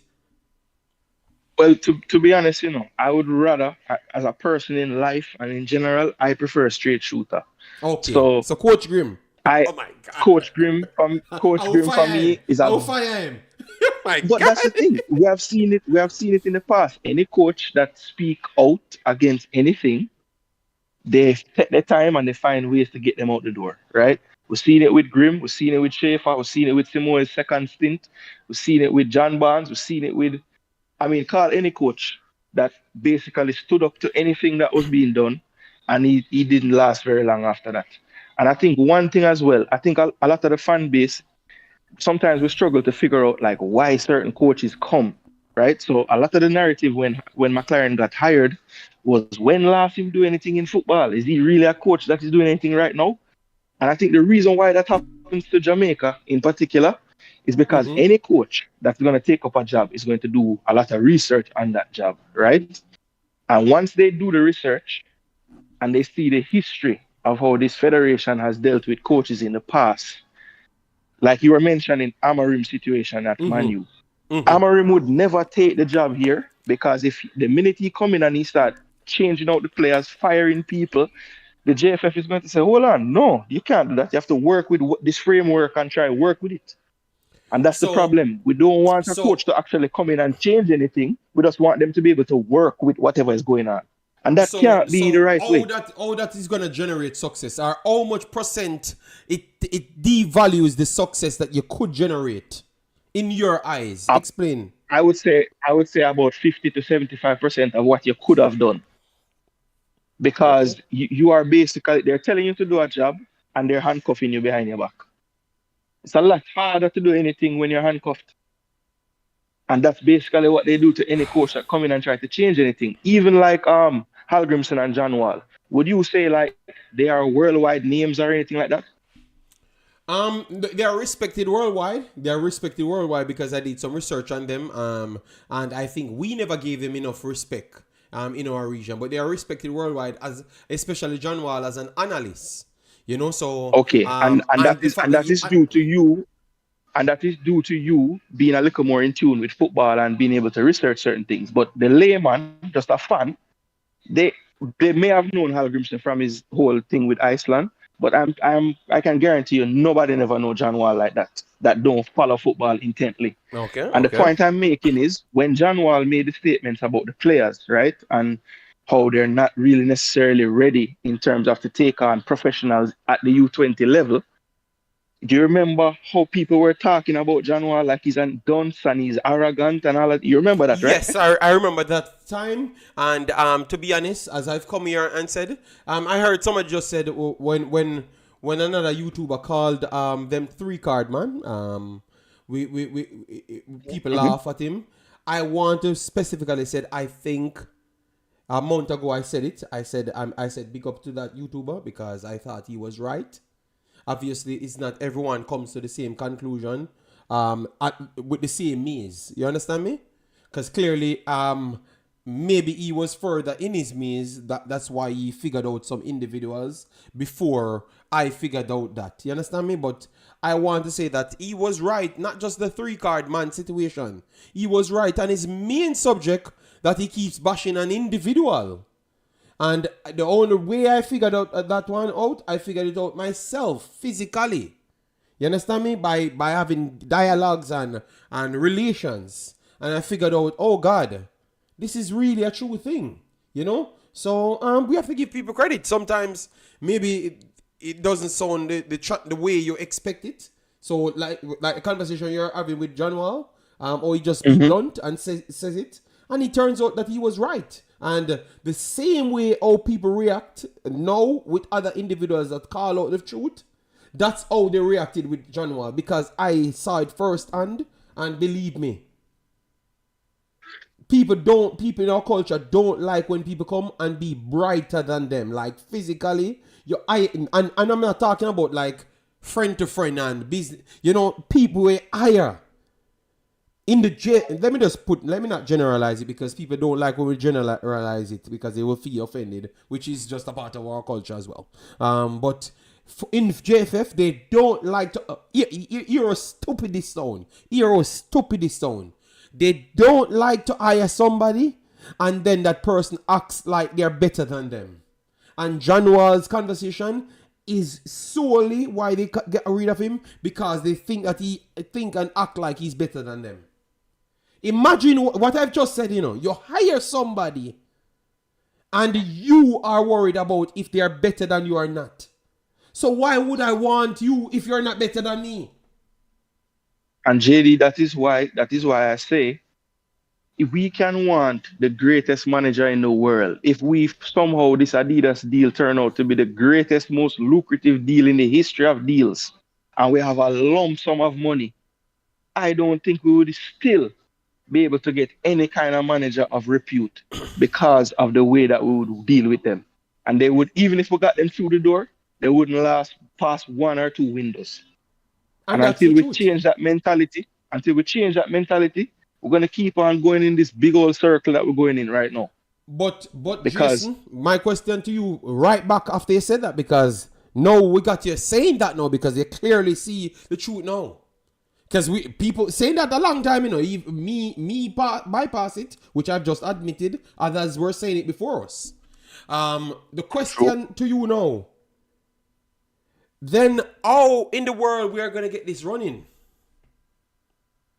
And was it the right things? Straight up, I'm going to ask you straight up. Me not even put that on. No. Let me leave that alone. Me would do that for my own time, because that sounds like a, you know, me want you to do that for your own time. All right? Okay. That one would be too strong, but people, all me are telling you have to stand for something. The viewers, them, please. When YouTube are the most power is when you guys are your power in your hand. What I see a lot of you guys are as sellouts.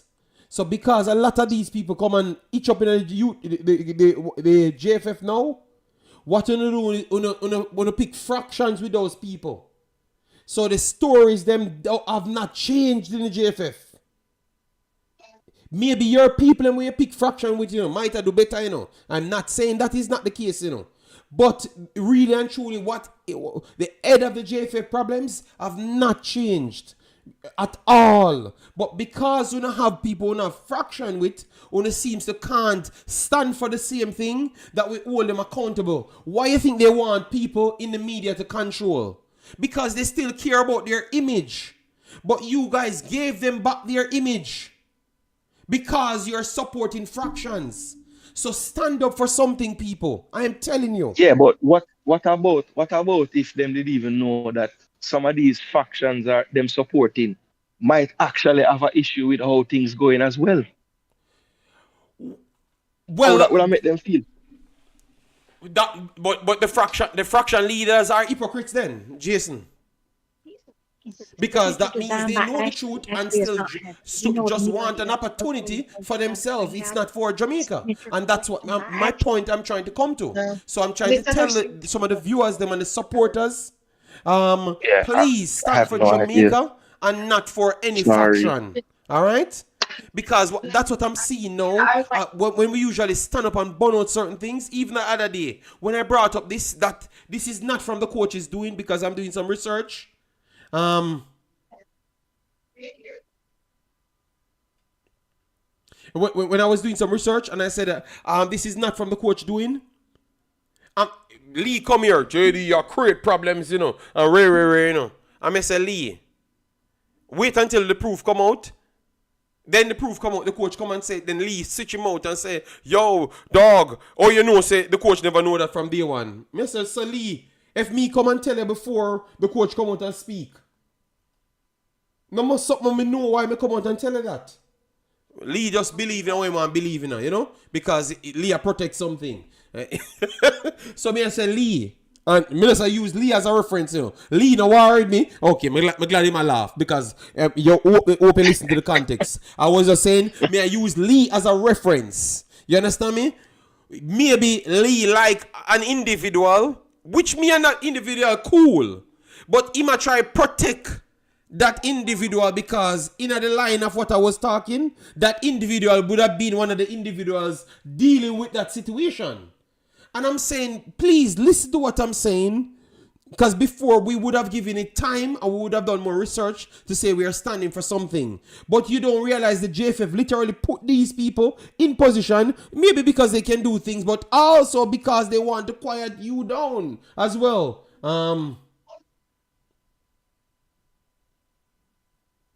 All right, Richard Green said, JD, we're assuming that making the World Cup and putting the best team on the field is what they want. Maybe what's happening is what they want. Richard Green? That's a good Richard point, Green, sir. powerful point. Because Richard Green, that's why you don't see me so much anymore. Because me actually get the answer to what you just said. Yeah, like what we actually fighting for if they don't want anything to be better. Yes. You know, like it's... a man did say it 3 years ago, you know. But what I don't like is the hypocrisy, because when that same man talking, he kind of left it half-assed and blame other people to say other people want it. But really and truly, he want the same thing, just the same, Richard Green.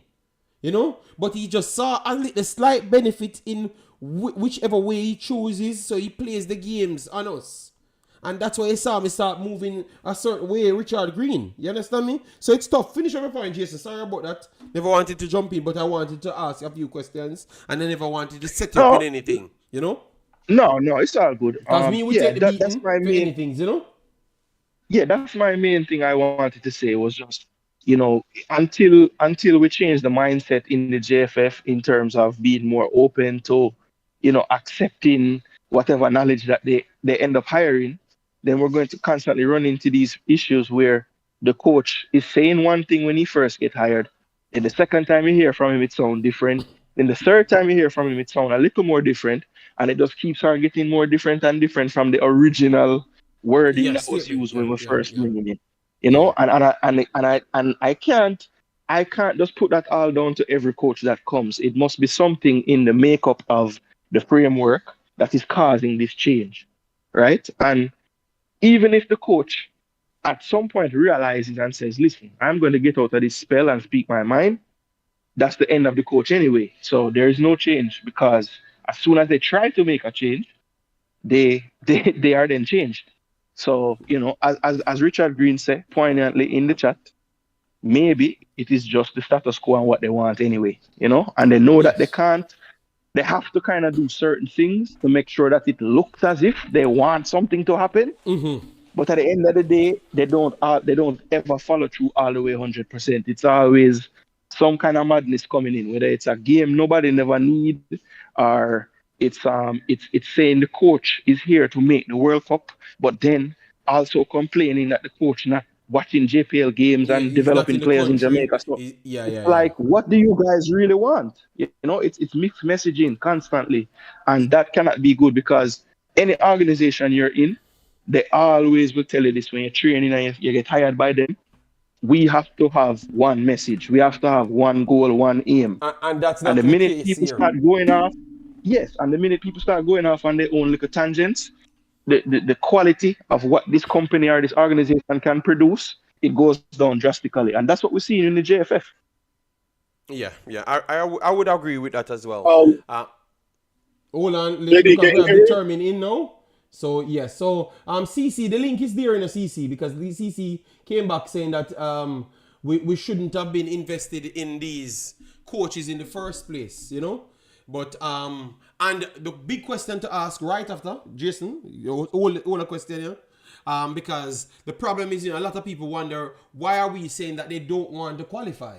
Like, why are we even thinking that department? Because qualification only benefits them. But I think people don't understand what tied up. I think people, what you need to look in when the girl reggae girls qualified and made the World Cup, and what happened with the World Cup. You realize that the money that they do get at all times is not just freely going to them. Selling players, getting certain money released to them is directly to them. Always remember that. That's why a man can come out and make the statement to say that it's better if him sell a player than making the World Cup. Because that means FIFA don't have nothing tied in to that money. That money goes straight to you. But any other FIFA business and FIFA competitions are the 5-year money that you get, 4-year every rollover. Those money are always tied up, and you have to give reasons for those money. Yes, go ahead, determine, Jason, and then Jason can come back in. JD, can you hear me clear? Yeah, man, we're hearing you. Okay. All right. So first, I'd like to start off like this. Thanks for the show, as usual. Your respect. Question, right? The JFF and the JPL. JFF is the governing body for the Jamaica Premier League, right? Okay. Do you agree or disagree that the way that we're selecting the players is backwards? Like, it's asinine, it's crazy, as far as making the overseas players and bringing them in and creating that structure. Should it be the other way around? When you mean the other way around, what? It should be the local players or no, don't use local players, but the Jamaican born players should be the structure? Correct. Right? Yeah, but if you're looking for a healthy organization, right? You have to start from within, then you extend from out, right? Yeah. Now you look at it's the same thing that this country is going through right now. America is going through it right now. Now a lot of different holes. They're seeing it clear as day. For the ones that don't travel, now they can see it. The ones that do travel can understand what was going on a long time ago, right? Based on the power that China has, right? When it comes to developing from within. Okay. In order to fix this issue, right? Earlier we talked about as far as the JPL and the money that they're getting. The JPL is, I don't know, I'm still scratching my head to this day. I don't understand how you make money if you're owner of a JPL club. Please explain that to me. They said they don't make any money off the JPL being a JPL club. That's what they have said. It's based off making the Concacaf, getting a player in the national team, because obviously have the revenue that the money that comes back. Those are the things, and sponsors. Those are the things, and people filling the seats. Even that they said attendance goes into a lump sum and then spread equally. I need to get the proof for that before I even speak on it. Yeah, so I'm going to try and get the proof for it to explain to you, and then we can clearly see how the JPL works. But my pushback on the how we should pick the team. Andre Blake, Shamar Nicholson, Damian Lowe, Liam Bailey, they are almost a part of every team, you know. So would that not be the backbone of the actual team? Because even the USA game, that was the actual team, you know. So yeah, I get it. But so what more would you want? Like, what am I missing? You're missing the point. This is what I think you're missing, right? You can't just skip over the JPL and just act like it starts right there. The local league. It starts with the local league, right? In a sense where no, I think the government. I don't think it starts with local league. Hold on 1 second. Hold on a second. It starts with the club, then into the local league, right? Both ways. Not just only. Let me retract that. Clubs and local league, right? Mm-hmm. You have a professional league. The government gives the professional league 12 million JMD. That's not even $1 million US, right? Okay. Then the sponsorship don't even give $1 million US. That's a problem. Mm-hmm. You automatically in a deficit. There's no way you can have a successful league running off of $2 to $3 million. It's not possible for. I think it's 16 teams, right? Wrong or right? No, 14 teams. 14 teams. I think they want to advance. 14 teams. Okay. They want to pump it up, but yeah. But where I have the problem now, where I have the problem, you have the national team. Right? Everyone can get into this conversation now. So if I'm wrong, I'm wrong. So JD, what I'm saying is, you just named out a couple of local players, which is great. No, if you look at those couple of local players, but they are not playing in Jamaica anymore. But some of them still started from Jamaica. So why are you not blaming the clubs to do their job? But rather than this is where saying that it should be the backbone. Determined. Let me finish. Because you only can say you only can talk on the backbone if the backbone becomes a backbone. You understand me? The problem is, back in 1998, we had the backbone because it was there.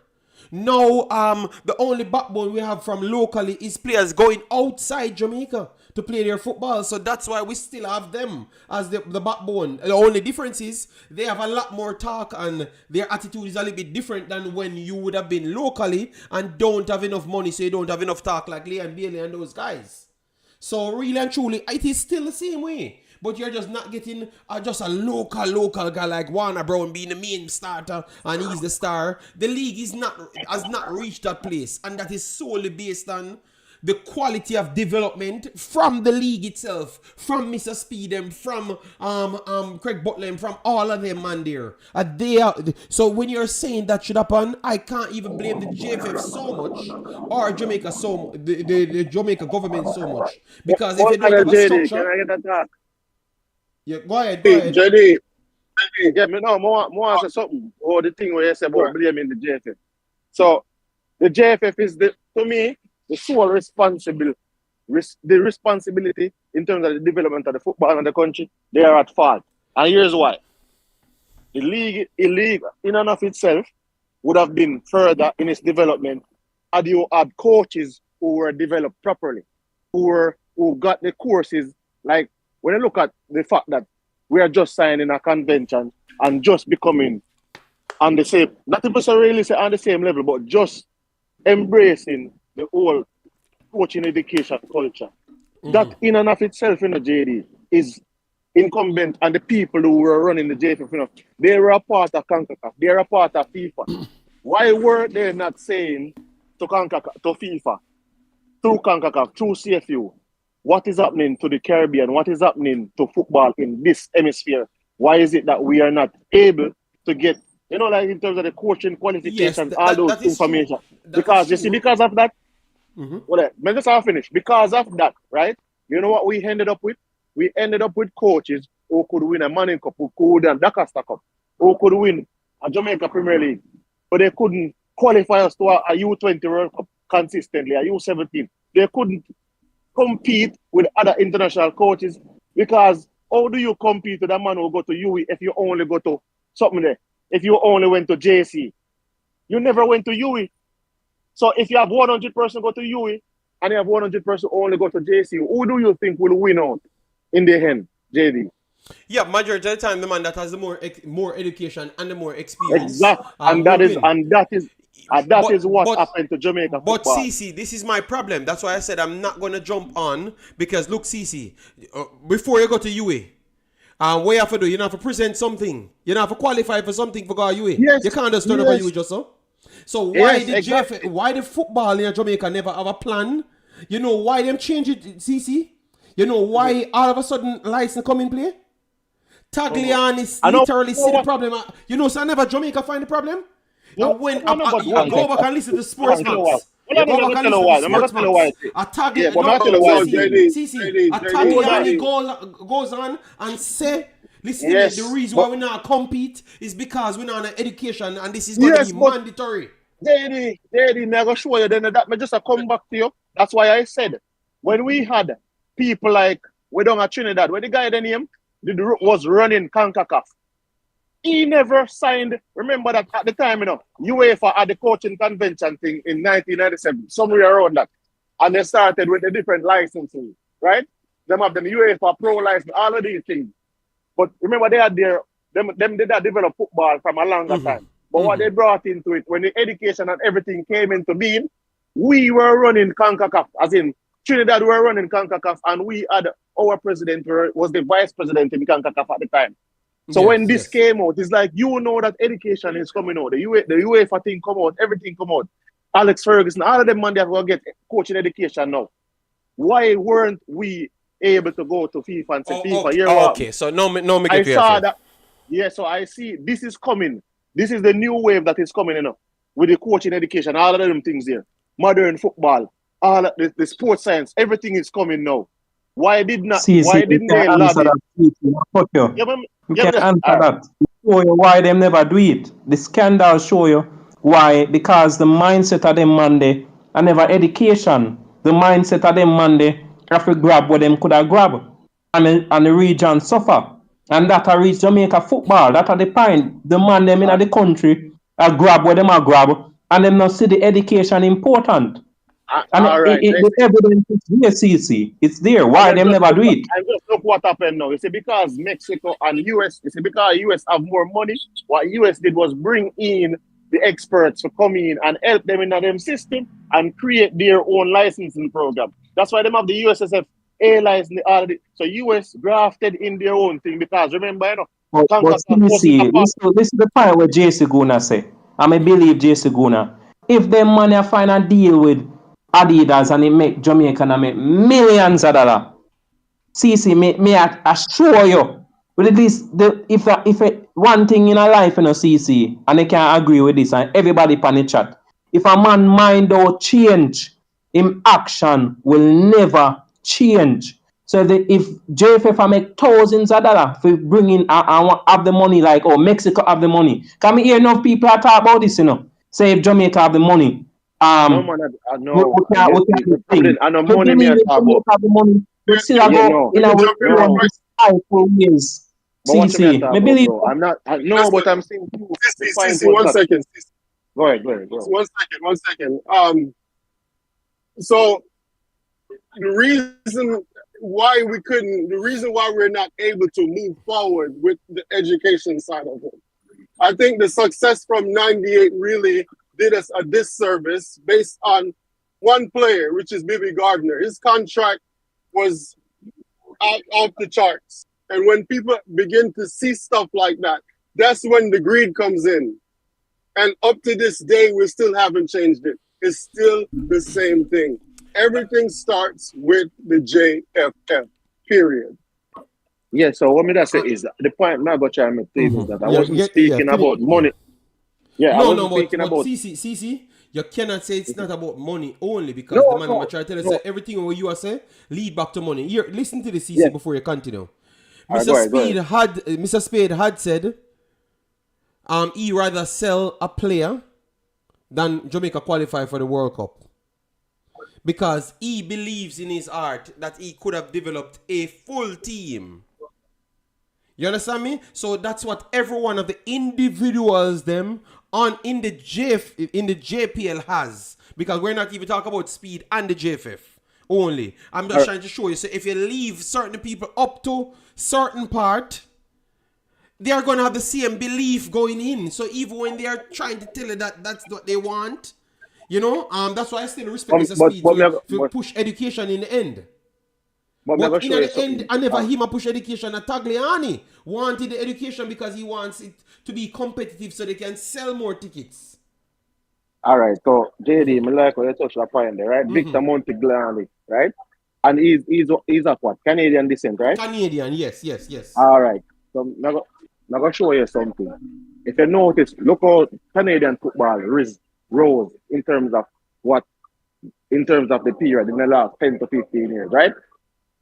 So you know what that is saying? The testament to the leadership in the Canadian, the Canada people come in and realize, say, yo, in order for us to compete and qualify consistently, this is what we need to go forward. When we were running Concacaf, basically, Trinidad and Jamaica was running Concacaf. You know what we did? Nothing. So, big large something. I mean, red pieces here. Yeah, man. All right. So I was saying, when we were running Concacaf, right, we never did anything to benefit the Jamaica or Trinidad or even the Caribbean at large, so that we could, in terms of now, be at a place where even Canada is. So when the Canadian man came into the presidency, immediately started making moves. That's why you see the region is benefiting. But initially, he realized that in order for his country to benefit, this is what has to happen in the region. Yes, so that is what show that the other teams are good enough that I'm beating. Yes. So it brings out Yes. more fans. We can get more bigger opportunities. But we had the ball in our hands. Jack Warner had the ball, and he was assisted by the late captain, right? They were the ones running Concacaf. One was president, one was vice president. But when you were president and vice president, why didn't you lobby to get the convention to be signed in the region so we could start? We would have had coaching license from then. The thing that I'm saying, that what US did, which you can't blame them, US created their system and their licensing system, which is separate from Concacaf. Because remember, there's no licensing system in Concacaf yet, It's just coming in, Because people don't know this, JD. There was no system before Mcclaren them signed the convention, there was no licensing system for the Concacaf region. Yes. And he explained himself clearly, because he said when he comes out of Jamaica have a narrative to say that some of the man them can coach better than the other man them have the license. The man literally said up on Sports Fox. Okay. So then look at force for keep it non-licensed. And he must say, but we don't have good players, but it now matriculate into nothing. So just try the other way, Exactly. So look at the US now. What the US did, right? The US came in with their system and said, so they started to say USSF license. But US licensing system was US coaching license, it wasn't a Concacaf license, it was just US. It's just that because they brought in experts and educated their coaches there. And then that is why you see the MLS grew from, the MLS started bringing in other overseas coaches to come and coach the MLS. But now, if you check the MLS, how many US coaches are coaching in the MLS with USSF license? So it just goes to show, if you get the opportunity, JD, and you have briefed to the top of the thing, which is Concacaf, and you did not institute things to benefit your country, that is the reason why. So when more people are going to say, oh, them not blame the JFF and the people, the leadership of the region was to be blamed at that point in time. That is why probably the Canadian president is probably the best president that has come into Concacaf, because what he did was something to benefit his country, but by and large benefited the region. Okay. All right. Fair enough on that. Travis, when I just said Mr. Speed said selling one player is better than qualifying for the World Cup, I was talking on Mr. Speed's statement that he made. Remember, Mr. Speed holds a lot of other positions, so he's talking on behalf of being a coach and an owner of a club in the JPL. And that's what I'm saying. So I think you missed what I was saying, Travis. I never said people getting money in the JFF and this and that. He's technically in the JFF, so if he sells a player, yes. But not by the direction of you saying it, Travis. I never said that.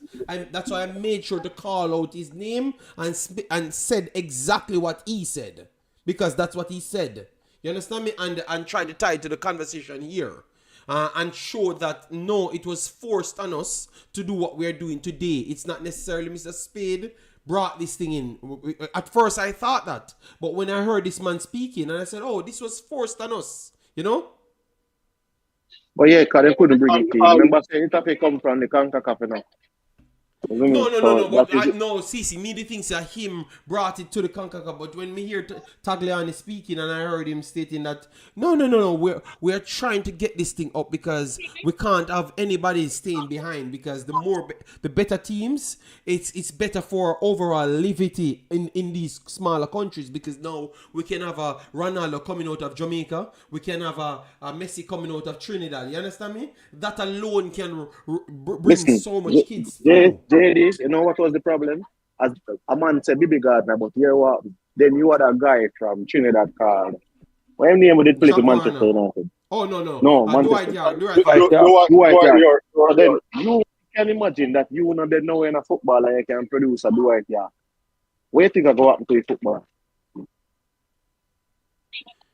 But CC, you brought up a good point about Canada, right? If you Guys, look at what every Canada other did, guy can come in, you know. Jason, Martin, you guys can all come in. Yeah, so we can have a conversation over there. Yeah, go ahead. Continue. if you look at what Canada did, Canada almost damn near went bankrupt because after the World Cup, they poured in so much money in their league, the facilities, right? And you're right when it comes to as far as the opportunity that we had. And this is my thing. Now, when I look at the JFF website, it's no clear-cut short-term plan, long-term plan. If we make it to the World Cup, what are we going to invest money in? Nothing. And these guys are making money. Up to this day, I don't even know what the Adidas deal is. Nobody knows. I have no clue. We just have to assume what the Adidas deal is. So it's a lot of secretive things that's going on there without a plan. And that's Bro, the thing that continues to happen year after year. no No show you vision. something. If 100 kids were born right now and they were like 3 years old and we took them to Spain, 100 Jamaican now, and we took them to Spain, there's a possibility. I'm not saying all of them is going to be, because remember football, it's 0.001% make it to pro. But I can tell you that 100 kids would be better than the 100 kids that are staying in Jamaica. And you know the reason why they would be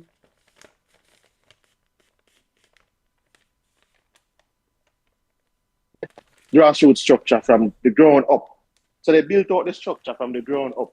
The problem that I think Jamaica's football has is you always said it, JD, is coaching. Coaching is the problem.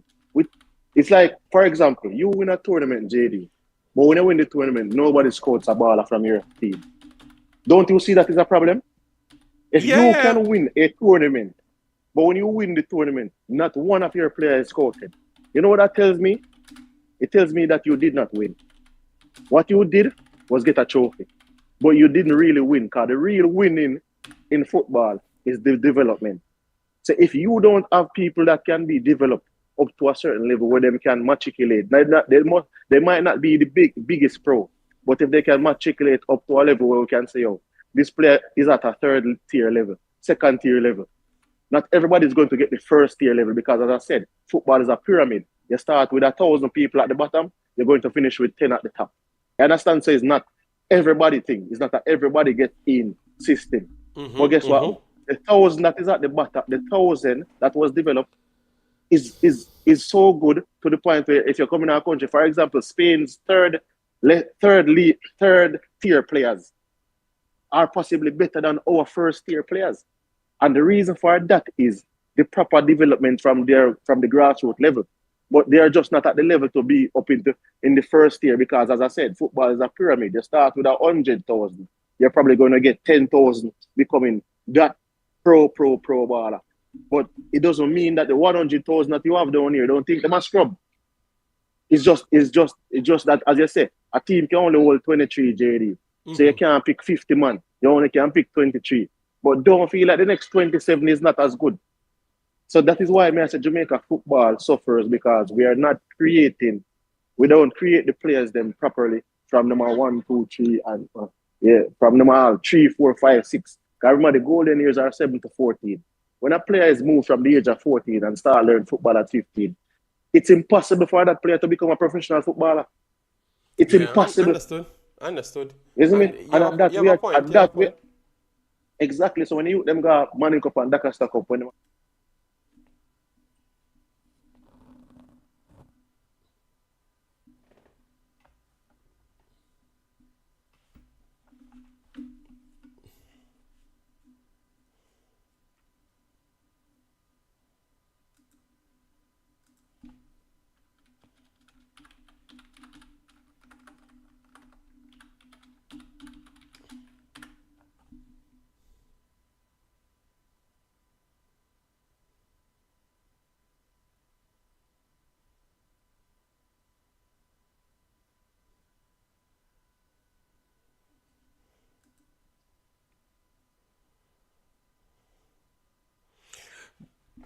But CC, but that's the problem now in the CC because look, you have Kingston Academy in Jamaica. We clearly okay. They're not here. They say they're not here. In 1 second, guys, I'm gonna bring it over. Sorry about my fault because I never brought it over in this setup. Yeah, so it's coming. It's coming back. It's running now, people. Don't worry yourself. Oh, Yeah, yeah. it's back. Yeah, sorry about that. Yeah, but CC brought a good point here. But my counterpoint to what CC just said, is we have to get out. No man, it's back now. It's back. It's my systems. That's why. What my counterpoint to that CC. How are we going to, like, for instance, the other day when we saw Kingston Academy and what's the guys at the top of the league now, the English guy. Mount Pleasant Academy. Mount Pleasant. They are doing so good and bringing in so much players that I saw performing better than other people. So this is my problem now.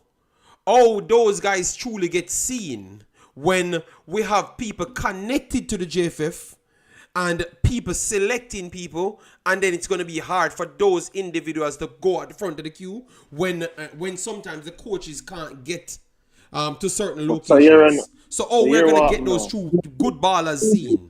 You're what? I'm going to tell you all that. Wait, CC, more and jump in for that quick because that's one of the biggest problem we have with the football is, I mean, no one say life itself, no fear. Me understand that panigongpa. Life itself, no fear in a many situations, and it might be fear in a football. But come on, as we JD say, me agree with it, and that's my biggest problem. I have no problem with the JPA player, but the biggest problem is that they have a set of people who push narrative, and them say these are the greatest players, which me know CC, BAM Sport might be unseen. No other players were young like them and have the even better quality, but we the fans not even see them JPL player there. I get pushing, and the one them were inner power. Well, that's how the conflict of interest come in, because the one them were inner power. We are see for them young player and them are the greatest. So now, for example, for Butler now, Butler always portray majority or all of him players are the greatest. But we ourselves know say them have quality players in the JPL were way better than Butler players them at the same age. But why it unfair? Can go ahead. CC. Why I brought up a point in a CC and everyone, because I'm trying to show people that this is the reason why we cannot have certain people get in position in the JFF. Because they are connected directly back to the clubs. And if those, and it's not everybody, it's not every club. Because that club at the top right there, don't have anybody in there. And Kingston Academy don't have anybody in there. So when I'm gonna look for theme interest, that's why they said the conflict of interest thing is an important thing to talk on people. You don't care how you're gonna look at it. You know why we don't look at it that way for a while now? Because we keep on fighting about overseas and local. But if we actually focus on just local only, we start seeing the problem materialize easy. Because I had a conversation the other day with a player.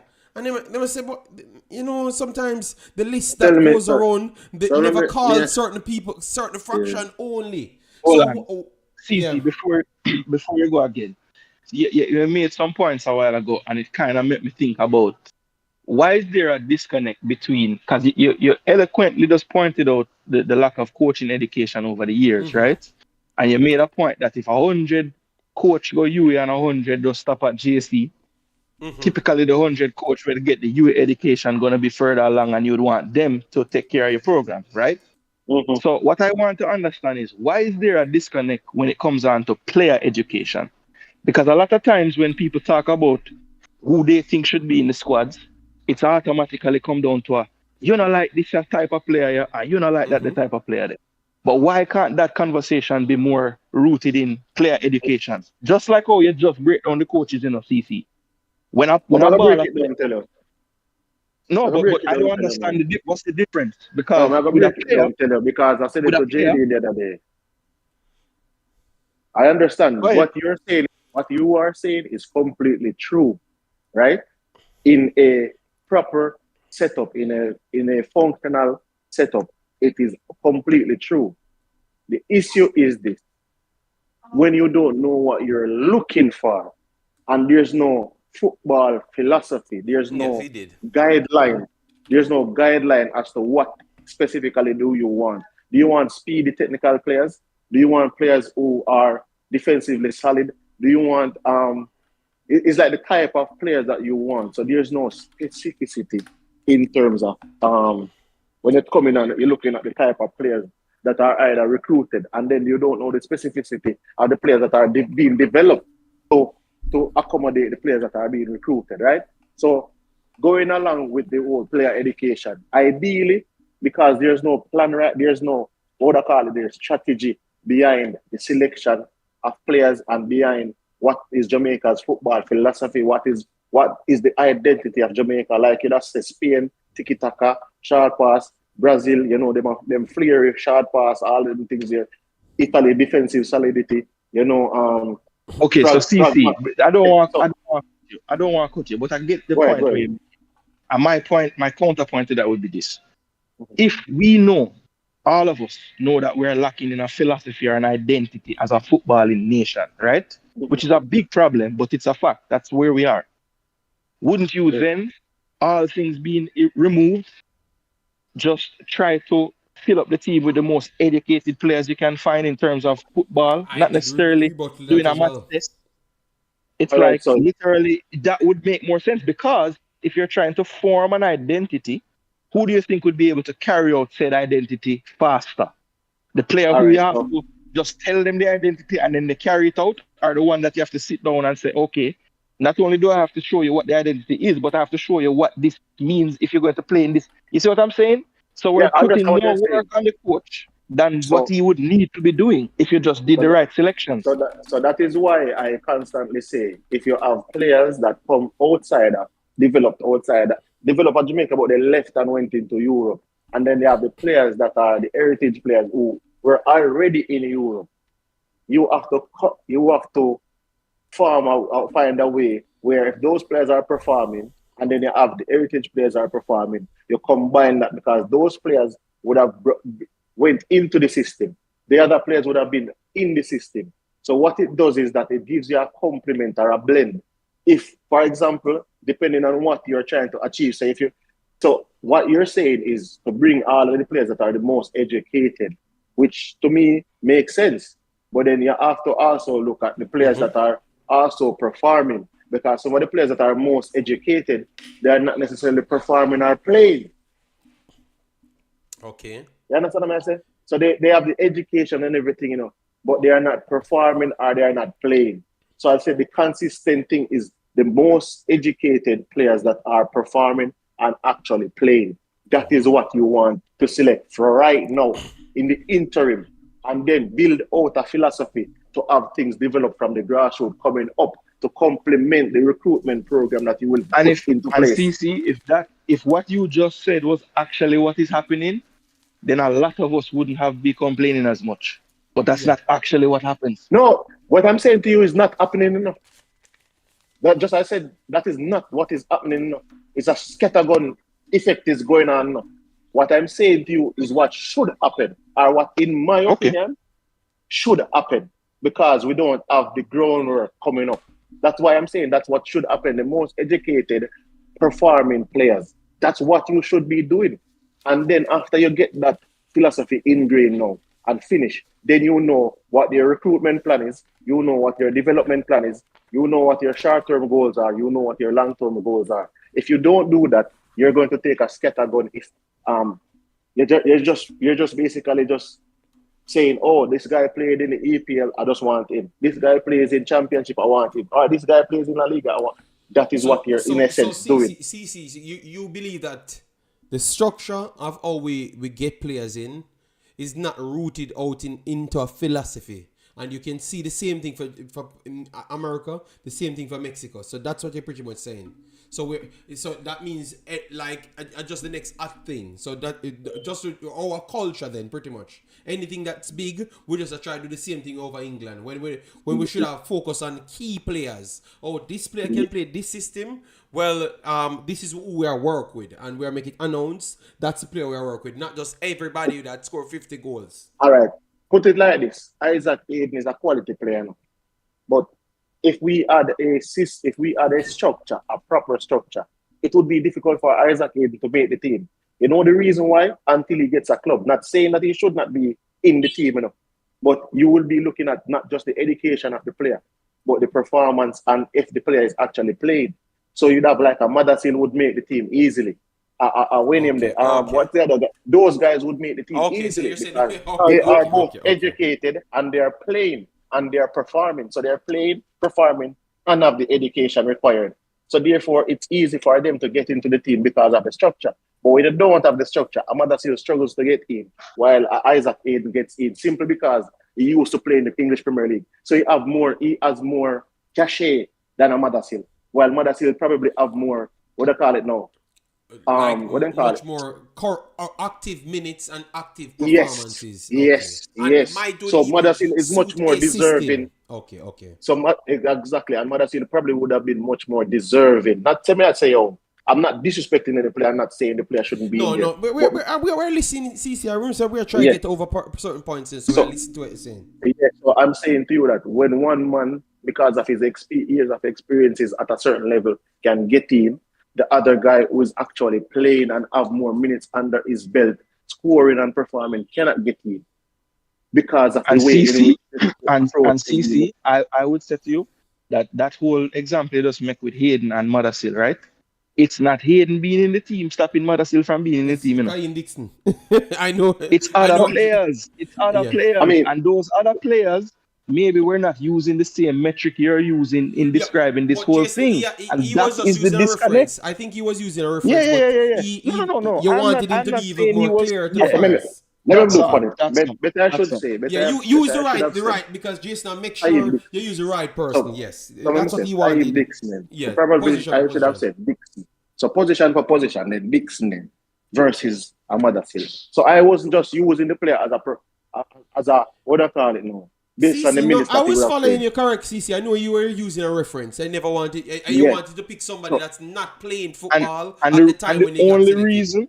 The only reason why I made that statement is because maybe not everybody would be like JD and I. And I understand what Jason said. I understood why. As other people would have probably come down on me thinking that I don't want certain players in the team. What I was specifying is that if we had the right structure, the right players would be in the team.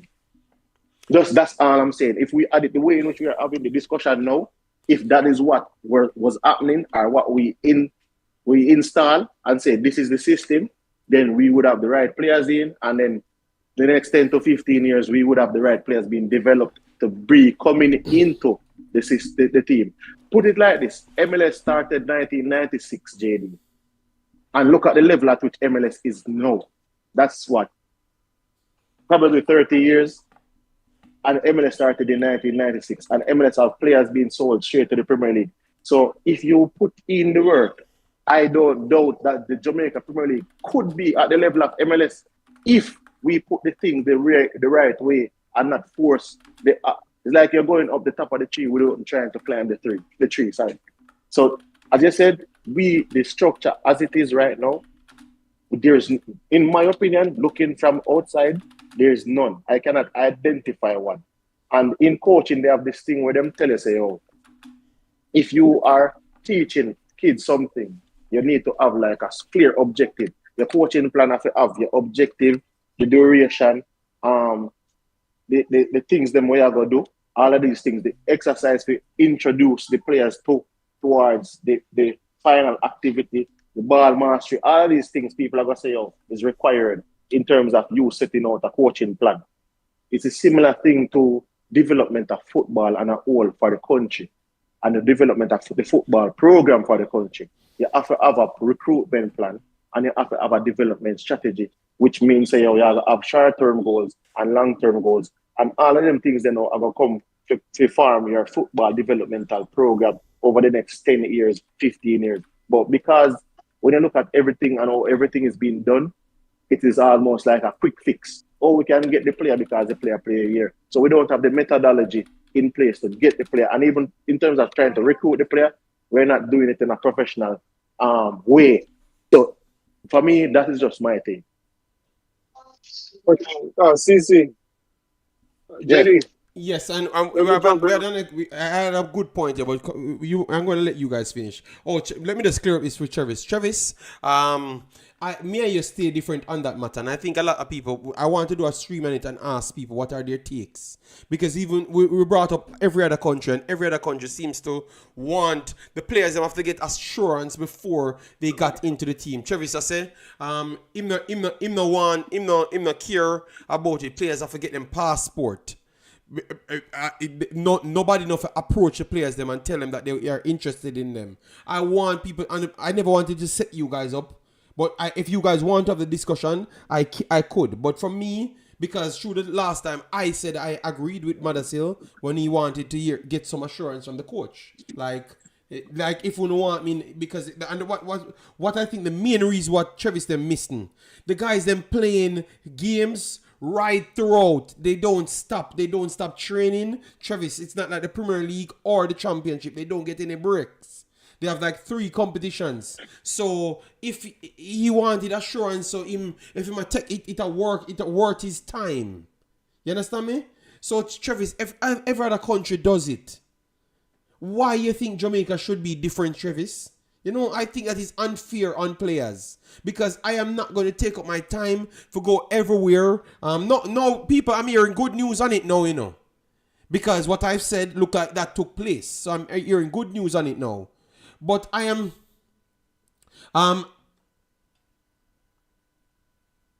Marlon, yes, people getting selected and people perceive better.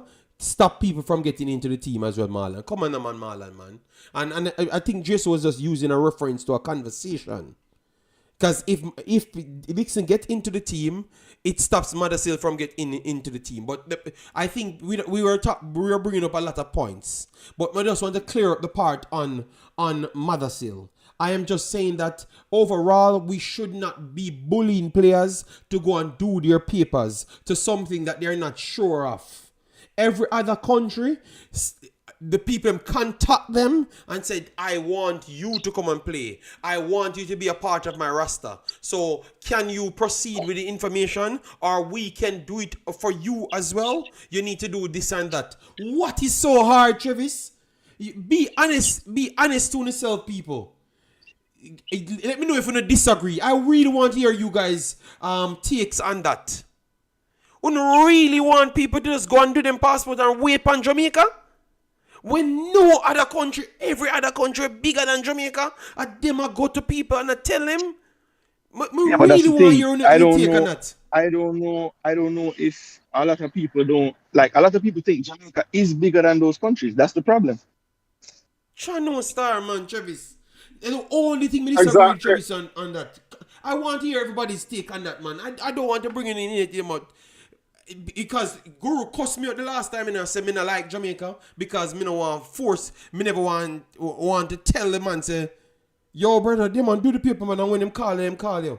No, me can't. If a man say, yo boy, why them can't reach out to me? Me I do everything what me should I do. Like me I score, me I do everything and me tell them some want play for Jamaica. It's not like me never go up on one of them platform and tell them, me tell them. So them and it's like, them never have a check for me now. Them not have a check for me. Them know more and play and me I do everything. So yeah, go ahead, Jason. No, I was just gonna say, it's like if you have any correspondence with players back and forth, it automatically people say you're begging them. That's not begging. That's just literally having a conversation, painting the picture for the player and their representatives. Remember, it's big business, so it's not just about. Yes, the player would obviously want to play for Jamaica if he's even mentioned it.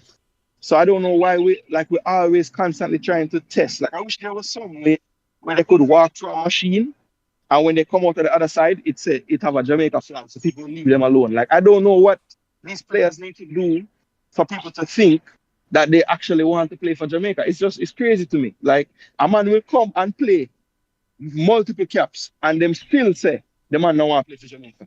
Like I don't get it. How can you even say that? Because as you said, these people have families, them constantly are play football, train. So if them never want to play for Jamaica, guess what? Them just would have never Man, play for Jamaica. okay, so where is Simple. my blind patriotism? No, but the problem is, true, I know that selection is a problem. I wanted one of them to contact the kid and let him know that, okay, you're maybe not in the new pipeline, but what I would have done is put you on the list. You know, let me explain something. I'm not going to go into details, people. But you see, what I have done here, and the lovely people, all of the channels them that talked about the player, you guys did a great job. You know why? The coach actually found out about the player. The coach actually found it. You hear what? You know the word that I've used? The coach actually found out about the player. Let that sink in. The coach, the man that is second in the League One in goals contribution, the coach found out about the player based off the push what you guys gave it. The nice. So not just Yeah, me, no. nice. Yeah. Just the push what you guys gave it. The coach found out about the player. So respect to everyone, and that's why I'm telling you, don't pick any fraction people. Want to stand up. Because when I thought that the coach knew directly about the player, he never knew. He actually never knew. Maybe we should be the coach that him should be paying more attention to everything. That is true. But him just come into a system and people feed him other players. So he has to be feeling out people. You understand me, Jason and the guys, them? He has to be feeling out and trying to get everything up to speed fast. So the coach is coming into Jamaica because he have so much players. It's very hard for them to know everybody. And that's why I hear him talking about the 50, 60 players now. That's why I hear him talking about. Yes, I actually thought that he knew about the player a long time, brother. I am very sorry. When me hear it, me nearly drop down. When me hear it, me nearly drop down. But JD, I think what we're missing is our mindset and our approach is very different than the rest of the world. And that's what's failing us. We don't respect business. Our mindset is very hard. So when you have somebody that comes into the program that's a professional, that respect the art of football and understand that football is a business, then you walk into this jungle where it's just limbs and trees all over the place. It's very hard for him to clean that up.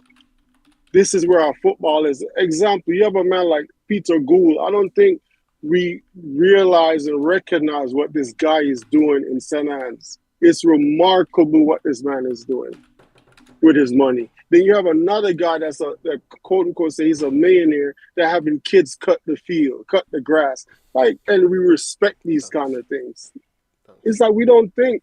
What's wrong? Your man has so much money, you have built a proper facility.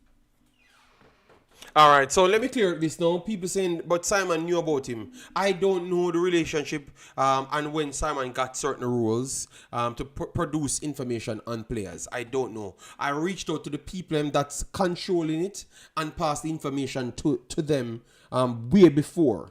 You understand me? And they tried to make angles and told me that, yes, the coach got the information, but clearly he never got it. And those are the ones that give the coach instruction. And I thought that he got it, and he said he never got it. So maybe he just got lost in transition. But at the same time, yes, Simon, I've talked to Simon on the same player, and definitely he's trying to get the player playing for Jamaica as well. So I don't know how the coach would know about him, but I was shocked when I heard that as the statement. You understand me? And believe me, he knew about other players that is not playing as good as him. Hear what Guru said that Mothersille isn't ready, just like Russell and Karai wasn't ready when you were boosting them up. We have better. All right, Football Guru. I would love for you to explain to me what is better. Because I think Guru doesn't watch the player over this year. Last year, we saw the rough edges, but I think he's a much, much better player what you're seeing today. And I'm hoping, Guru, you don't wait until he goes to Everton, because you told me that it was a lie clip, And I've got evidence that he was going to Everton. I got the evidence now, Guru, and you told me that it was just articles. The guy never signed back for Chelsea. You told me that his Chelsea let him go. That was a lie, Guru. And Everton did want him, and I have the proof, Guru. So I don't know why, if it's just me talking about the player and you don't want to give me my credit in the end, but we're talking for Jamaica. So you can just excuse me out of it. We're talking about Jamaica. Karim Dixon ain't better than him. Cephas ain't better than him. I'm telling you. Cephas, Karim Dixon ain't better than him. Brown that I just saw ain't better than him. We need to stop the foolishness. Football Guru. Those players are good players for use, but none of those players, the only players that are clear, these young players that I'm talking about, are the main players, them. Damar Gray, Shamar Nicholson, Liam Bailey, Mikel Antonio.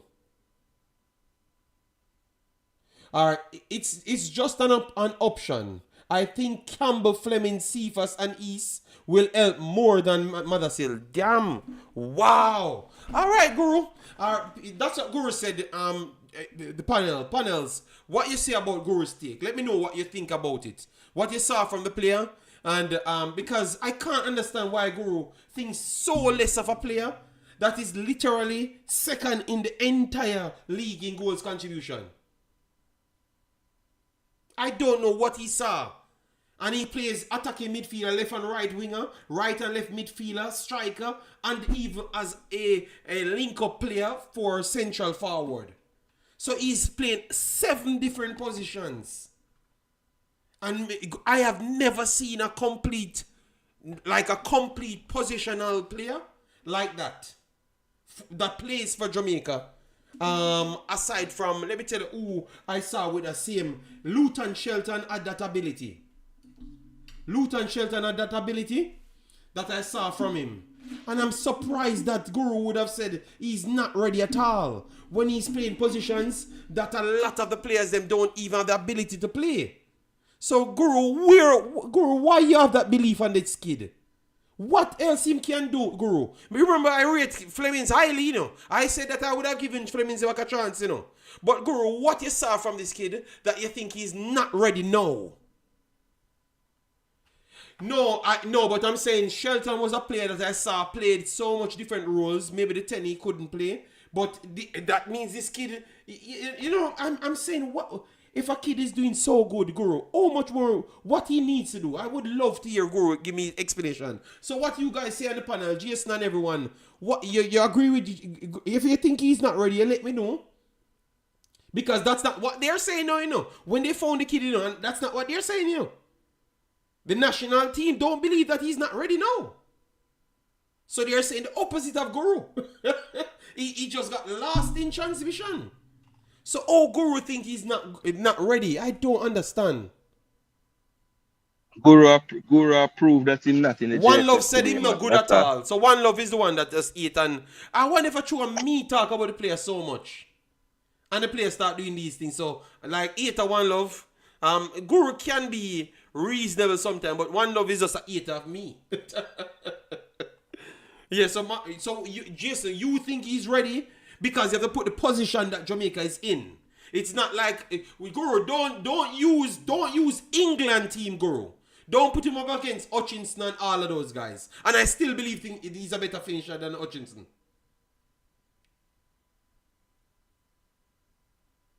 All right. Yeah, look. Go ahead. The chat. For me, I think he's ready. I think what I like about this season in particular, I've seen him playing another role effectively. He's played central forward, he's played wide forward, he's playing the 10. Some people, and it seems like Guru is holding that against him, that he keeps moving around. But I actually like that, especially at this stage of his career, because you never know what situation you're going to end up in. And I know that Peterborough is not his last stop. So the fact that he's developing a different, certain different traits in those positions is a good thing. And I think if you look at Jamaica's squads of late, there's always been 2 to 3 players in the attacking areas where, to me, it looked like the coach don't trust them, right? So I don't know why there's this feeling like if there's just all these spaces and there's no space. Like we keep on chopping and changing these wing positions as almost every window. So clearly the coach is not fully satisfied with the options up there. And he's somebody that can fill multiple of those roles. We saw in the last game in particular where Damari Gray was moved from wide and played more central. So we're moving around the pieces we have to try to get the right mix, and we don't quite get it as yet. So I don't see why another attacking player performing the way he is with his age profile as well. That's one of the big things we always hear about players coming in, why they wait until 27, 28, 29. It's probably because of situations like this where at the age when he could have came and helped, we think they're not ready. That's something that has happened in the past. Will he perform? Let me check history. Do you realize that the youngest players them that ever performed for Jamaica, like the super performers in for Jamaica, Burton 1, Lembe Kisa 2, all of these young players, Hector them come in when they're very young, All of these young players, they are actually overseas players, So my question is, are we truly giving these guys credit? Like, because our history, these are the young players that came in and just did well, Like, what look, the two biggest thing we won, which is the third place in Nations League, right, Jason? And qualifying for World Cup. Those are the two biggest things we won, A 2 English young players under 21 gave us the water that, So why we keep on thinking that overseas young players need time and they can't just fit in, which could be true, because a lot of them struggle to fit in as well, but a lot of them fit in. A lot of them fit in and did well. So, I think we need to give. I understand, I understand. League One play gives no idea of international ability. Mothersille doesn't fit Jamaica and international style. Our play similar to play similar to J-Lo. Okay. So he's saying that he doesn't believe that international games suit him now. So what would you want then? Because we want to hear what people think. If you say they don't want him now, should we give him 2 more years? Because I think he's going to, because they're not going to go up this year. They're going to stay in League One. So I think he's going to move. He's going to move. I think he's going to move this year. I have a feeling that he's going to move. And if he doesn't move in the next... Guru called some names, like, when we mentioned him, he said Campbell, Flemings, Cephas, and East. Now, to me, the Campbell, the Flemings, the East especially, I have been a proponent of all of those players getting another chance based on performance and what they have been doing. But, we don't pick those players. So if we're not picking those players, then Mothersille has to be a shoo-in to be picked. I like East. I think out of all of them, East would be the only one I would have picked over them. To be honest, I like East style of playing, but I think Guru is being very harsh on him. He said that he saw Mothersille have bad games, and I don't call it out. Jason, me no come on my program and say Mothersille have a bad game more than once. You never hear that from me, Jason, because you're on majority of my streams when me have Mothersille in a title here. Cause my build streams and said he had a bad game. At the start of the season, yes. I did call him out. You have always just talked on what he did. You know what I mean? If it wasn't anything good, then you talk about that. If it was good things, you talk about that. Guru, man. It's unfair from Guru. It's like Guru see the guy getting his credit now. Because remember, you know why I wanted to give him so much credit, Jason? Remember, people, they think him is a flop. Because them they talk about Whisper gonna be better than him and everybody gonna be better than him because he's not all that good. And me to tell him say he was always a better finisher than Hutchinson. It is because they bought Barstow and those guys, and him and Chelsea they kick off. And because they put him on the bench after him start the season very good, and then just put somebody over him and they put him to the wing and stuff, and that's why he never become the full flat out striker, because they never believed in him that much. So that's why, and I saw good things in the kid, and I saw that the kid really come over. We have to give credit, Remember, Johnson Clark Harris, was there, and they had some little internal problem with him. And they decided that they're going with Mothersille and Poku. They're going with the two of them. And just let go of Johnson Clark Harris. So the fact that you are giving up a short 20-goal player and for the other these one, guys. Jade Jones one left too, right? The other one that was scoring a lot. Yes. They let go of both of them. So for them. So I think if you said he's not ready for international, but the only way we can know, if they're ready is to bring them in. But the story of we don't have the young players them, that myth is through the door. That's one thing we can say. We can all say on the panel. That myth is through the door because these kids are topping the leagues them and performance. Dean Rankin, very good player.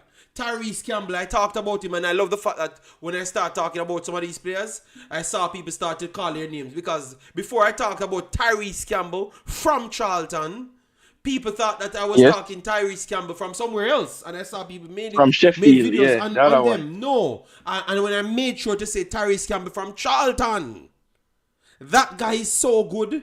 Big clubs want him today.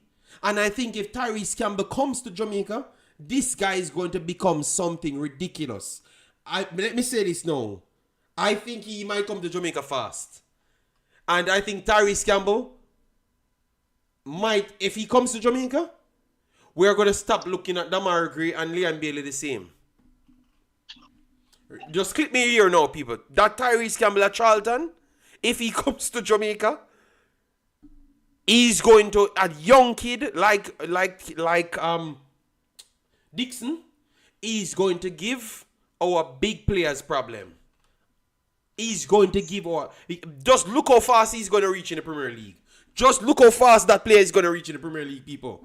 Believe me, he's going to give our main players serious problem. And I think Jamaica should do every damn thing to get him. Because in a year and a half time, that man will be in the Championship or the Premier League playing. And people will start look at him like Rashford style. But he's way skiller than Rashford. Way skiller than Rashford.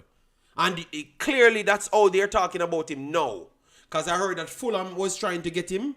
And they said that they wanted to wait on him. Chelsea trying to get him. But when Chelsea buying players, Chelsea just buying players based on the hype of the player. But Fulham want him to play for them. So look out for that one named Tyrese Campbell. The one from Charlton. That dude, and that's why I said to you people, I think sometimes our coaches and system kind of pay our old players in for too long. And it's not a system that can be altered. Like, Canada, I saw Canada bringing in new strikers fast and younger players. I think we hold on to our older players too long. One love said, JD, you must do a live about these players who may be coming, both Tyrese Campbell and Cameron Archer, Dwight McNeil. Yeah, we can, but sometimes I call their names and people tell me, say, we need to stop it. And I don't know why we need to stop it because it was me researching JD, to play my own. That's something I wanted to ask you about. I wanted to ask you, I'm hearing a lot of people saying, what are your thoughts in terms of talking about players that might be in the process currently? Like, do you have a stance on that, whether we should be publicly speaking on these things? I have a slight problem with it, I understand why people call me. But remember, when I'm doing my research, my research is solely based off me contacting people, It has nothing to do with JFF, I just had a belief to say that I want to get the best players that can play for Jamaica. Because remember, when I came in, was the time when Jamaican-born superstars like Liam Bailey, and all them wanted to hold the country. And I said, I am going to take a vote that I'm going to try find every best player could play for Jamaica. And they're going to be better than Liam Bailey and everybody else. Remember, that's what I said on my first video, people. And then a big baller tell him about my mother in my Instagram. And the first video I did, they said I was a JFF agent. And a big baller, historical baller for Jamaica told me about my mother. You understand me? And say me a big clown and me a big idiot because the trend was to fight against the JFF at the time. My first video. And we are talking about the overseas players them. So my interest is always to look for the best players and the best young talents. So what they brought to me, what they brought to me is what Chevy said, JD, those players want to play, but Chevy, some of them have family. They have family in Jamaica, and a lot of their family talk to them because Tyrese actually has family in Jamaica. All right?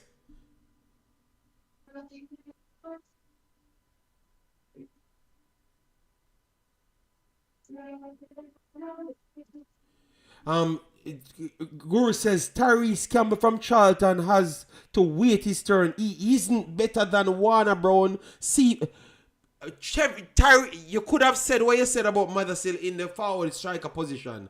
But Guru, if you tell me that Tyrese Campbell isn't better than everybody we listed just a while ago, you're wicked, Guru. You're wicked. I am telling you, that little kid might be an Hutchinson, Leon Bailey, and Damara Gray level potential. And see, people, clip this, clip this and clip what the Guru just said, people.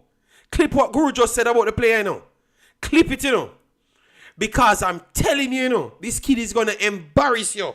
Because you're going to be watching Charlton longer because Dixon's there. This kid is going to be embarrassing you. If you think that kid is... oh my God! I can't... Guru cannot watch that player and tell me. You get to watch a player good, Jason? What? Guru said it. Yeah, man, I've watched him. I've watched him. Oh my God, Marlon, what is your take on Tyrese Campbell, Marlon? Like his quality? I can't believe Guru said that. Wow. Go ahead, Marlon. We're not hearing you. Go ahead. We're not hearing Marlon. Marlon, maybe you need to jump off and forward back on. We're not hearing you. Damn. No, but Guru watching brother, Tyrese Campbell come back and Tyrese Campbell off fit. Off fit, Guru. Off it. Tyrese Campbell off it. And Dixon don't make the team. Jason. The man off it the next week and then take out Dixon to the team. So off it man is so better than Dixon. Them have to put him in a team. Brother, nobody, Guru, nobody believe in that. Guru, no. If you could have talked about every other player, Guru, the hype of this man getting, I am very sorry, Guru. You are losing that, brother. And Jamaican people watching the team, and they are calling me and say, JD, that you the way you talk about, wicked in a man. Oh, wow. Okay, Guru. All right. Guru, me and you bet Panama 1 year. We're going to see who are the better scout. We are going to see who is the better scout. Because Guru says he's not good. And I'm telling people, this guy can come to Jamaica and really show me that young kids can just come here and tear up the Concacaf. Tear up the Concacaf. I think he will be one of the guys them that can transfer to the Concacaf. His playing style fits the Concacaf instant. How many goals contribution has Campbell had? No, but Guru, you just said goals is not important only. You have to have good games as well. Almost every game that guy played this season is good. Even more of him games than being good than even Mothersille, Guru. So you see, Guru, we can't get it correct. So it's when one of the whole heap of goals contribution, but he's not good enough. And then one of the whole heap of good games them, and LeBron them score 5,000 goals, and other people get the assist them and stuff. But he was so integral towards it. See, Kabab saying that the guy is very good. He's scouting him. Guru, nobody now believe them story what you're telling, Guru. I don't know what is... No, Guru. So JD, what me want to know? All right, Guru, so tell us some player that you think good. So we can know. Everybody when we say you say them not good. So who is good, Guru? Like, tell me 3 players were good. so I can know like what you see as a good player. You know, We like only have 30. I'm gonna do 30 more minutes. Please do it, like button, share, and subscribe. Someone said they like this setup. Yeah, man, because I want to get some more space. This is one of the computer. I am on the next computer here, on next computer screen. I will put the third one there. But we will work out things. We are working on things. Thanks for the continued support. But this is what we have to do, people. And you guys are, and I have to give the other vloggers them that talked on these players because it looks like it reached the right hands. And they are getting seen by the coach now, you know? So that is very good. Yeah, man, but remember, Nakuru, we talked about East. I said I wanted East in the team when we never had any other option. 100%. I talked about Flemings in the team. But I think none of these players are better than these players. And the upside for these players are so vast. yeah, when we were gonna play Dominica and Domrek, I was calling for both of those players, East and Flemings. When there was issues with people said they needed rest and all these things, I'm saying, why are you skipping over these players that we know have the quality, been performing? Call those players. But no, they didn't want to call them. Yes, and it looks like Tyrese Campbell, he might not have any passport issues, something that you guys complain about. It looks like he got his passport and stuff, so maybe it is just like, and I think his citizenship and everything should be okay as well too. Yeah, big up Kalito Walsh, long time no see. So I think maybe they are working on things. JD, do a next hour. Stop talk about you. No, I'm doing half an hour. Remember my dinner is here, you know. My wife brought my dinner and stuff, and I had some other work to do on the computer. No one see. So me literally do a lot of work. Not just football. The people in my body up, sir. Why the people in my body up? Well, maybe Jason need to do more of these contents, you know? Like, whenever you have time, you try to do more, you know? So when I don't have any time, because from the other day, it's hard for me to find time, you know? Because remember, I had even the family issue with my little niece died. I never got a chance to go to England for the funeral and stuff. But, you know, it still kind of messed me up as well because, you know, he's a young kid and everything, you know? So... Yeah, man. I have a lot of things going through my head, and I was working on my backyard. I will try to take the picture. I never got a chance to take the before picture, but I will take the after picture of the backyard. I did the grass, I did the whole cementing, only the barbecue section, and the piping from the drainage. I need to connect, so I still have some little work touch up yet and to fully level off the whole pavements and everything. So I still have a little work there, but all the material is in the back of the yard now, and I just need to finish up and stuff, you know. Yeah, so I was a little bit busy, and because the family was on vacation, I have to take a little bit more time with my family. Obviously, we always out and back and to, you know how it goes over here. So sometimes we don't get the chance to spend with each other, you know. Yeah, so we have to, and worse that upon it just forced me to spend more time with the family, you know. Yeah, man. Nothing wrong with that. Why, that's good. Yeah, that's why, you know, sometimes things reach you. You have to go back and realize that, yeah, you know, I like coming on here and try to add my value to things. And worse stuff when, you know, one day my lady I was watching the ladies football, you know, Jason, the U20, U17 or 20. And I was watching the team, and she came in and I say, no, I'm really happy, you know, because I'm looking at a U20 team, and 3 to 4 of these players, pretty much I've tried my best to try get them on the team, you know, and now they have become the backbone of the ladies development squad. You know, I'm saying people don't even see what we truly do, you know, here, you know, and the value that we truly add, you know. I don't even think we get that credit, you know. We don't want the credit, you know, but I'm just trying to show you that we're not just here talking, because if we people contact even before even the JFF sometimes, because there is no way to contact the JFF sometimes. Some people don't even believe that they could get through, so sometimes they have to try and make other angles with people that has certain type of pull to see if they can get themselves in. And look up, this channel got so much players to play for Jamaica. It's incredible. All right. So sometimes I have to say that, you know, sometimes I want to just leave it alone because I am not doing it for the money.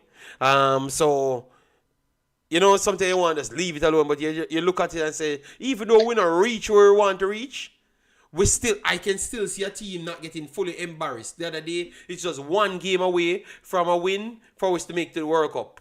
You understand me? So we're not getting embarrassed. At least I still saw that we're putting things out there. So the people, you have to look at those things. We still move the needle, believe me.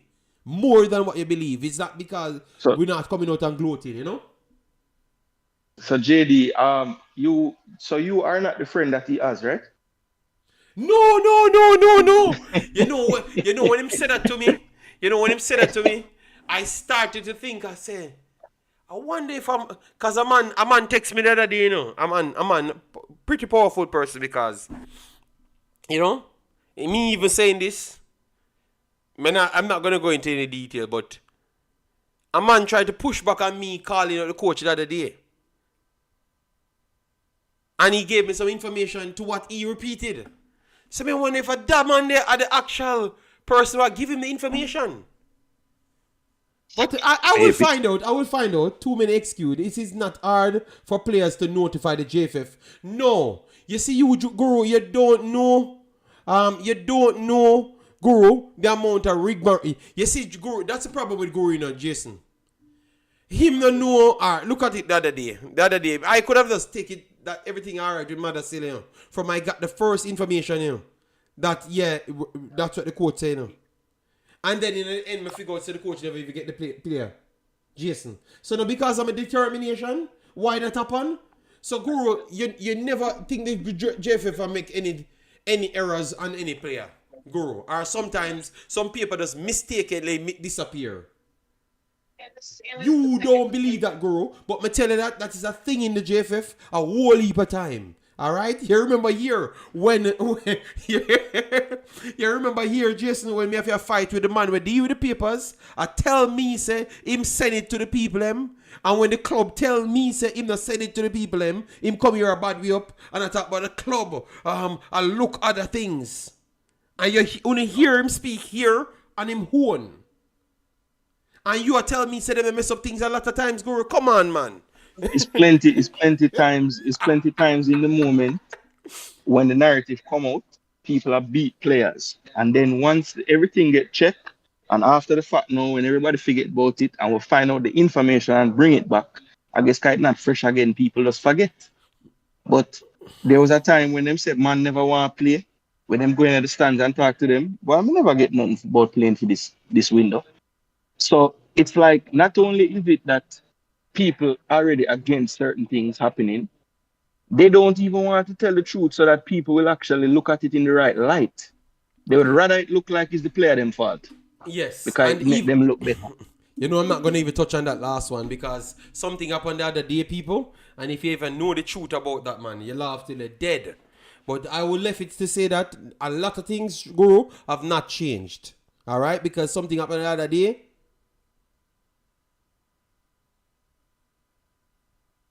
Okay, Nelson said, JD, that's why we don't let paperwork and documents go to the JFF anymore. Yeah. So, but Guru, you have to talk on both sides, Guru. JFF made a lot of mistakes and a lot of things because remember, I've just told you, Guru, literally the main man at JFF, the information got about Mothersille and it never reached the coach. So, why you think that the other people that get the information work in the end, Jason? He must say, oh, it's easy, go to the JFF. But remember, JFF just mixed up a whole 20-man list. A whole entire 20-man list. A player. Guru, fuck. You're right, you know, Jason. Guru is so forgetful. It's incredible. You think them kids never upset Guru? Because maybe them plan out them season to say, yes, them can come and represent Jamaica. If I hear some of the youth them talk, Guru, them actually love Jamaica than a lot of other people. I'm not going to do a comparison. Up till now, I have never heard a good player say that they got their passport and notified the JFF and they didn't get called. You want to tell me that McLaren don't rate lower leagues? No! Guru, the man never know about them. He said it over and over, Guru. He said you have much more players. It's other people start making him aware of them. He thought that it was just the list that Algrimson gave him, which was 36 people on it. And half of those persons are people that's connected closer to England. So around 15 of the players was on it. That is good, that we think we have a good chance of getting. Mason Greenwood lead the pack of that.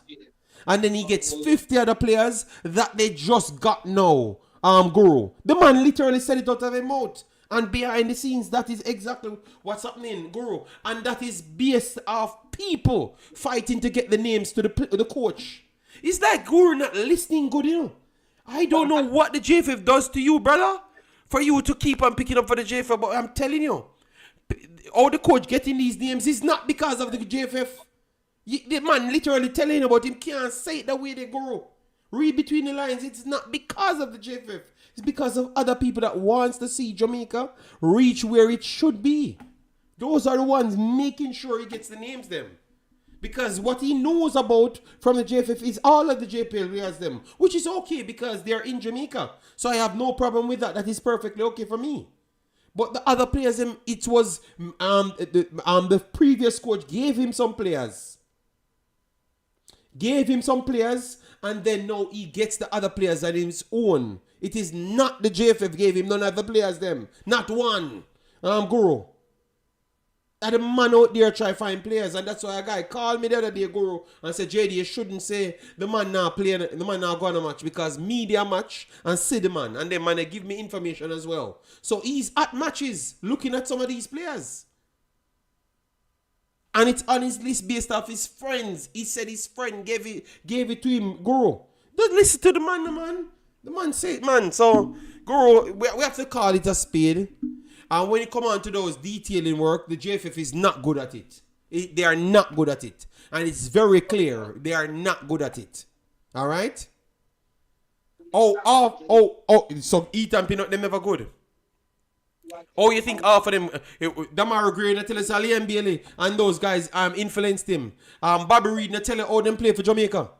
All of them, man, that was good players. Oh, you think they end up at Jamaica? I never, JFF get them. And the other guys, them, you know, who no get him credit? My boy from Leicester. West. When name again? Where's Morgan? West Hardy. West Morgan, sorry. Where's Morgan make half of these big stars play for Jamaica? Yep. Where's Morgan make more play for Jamaica than the JFF?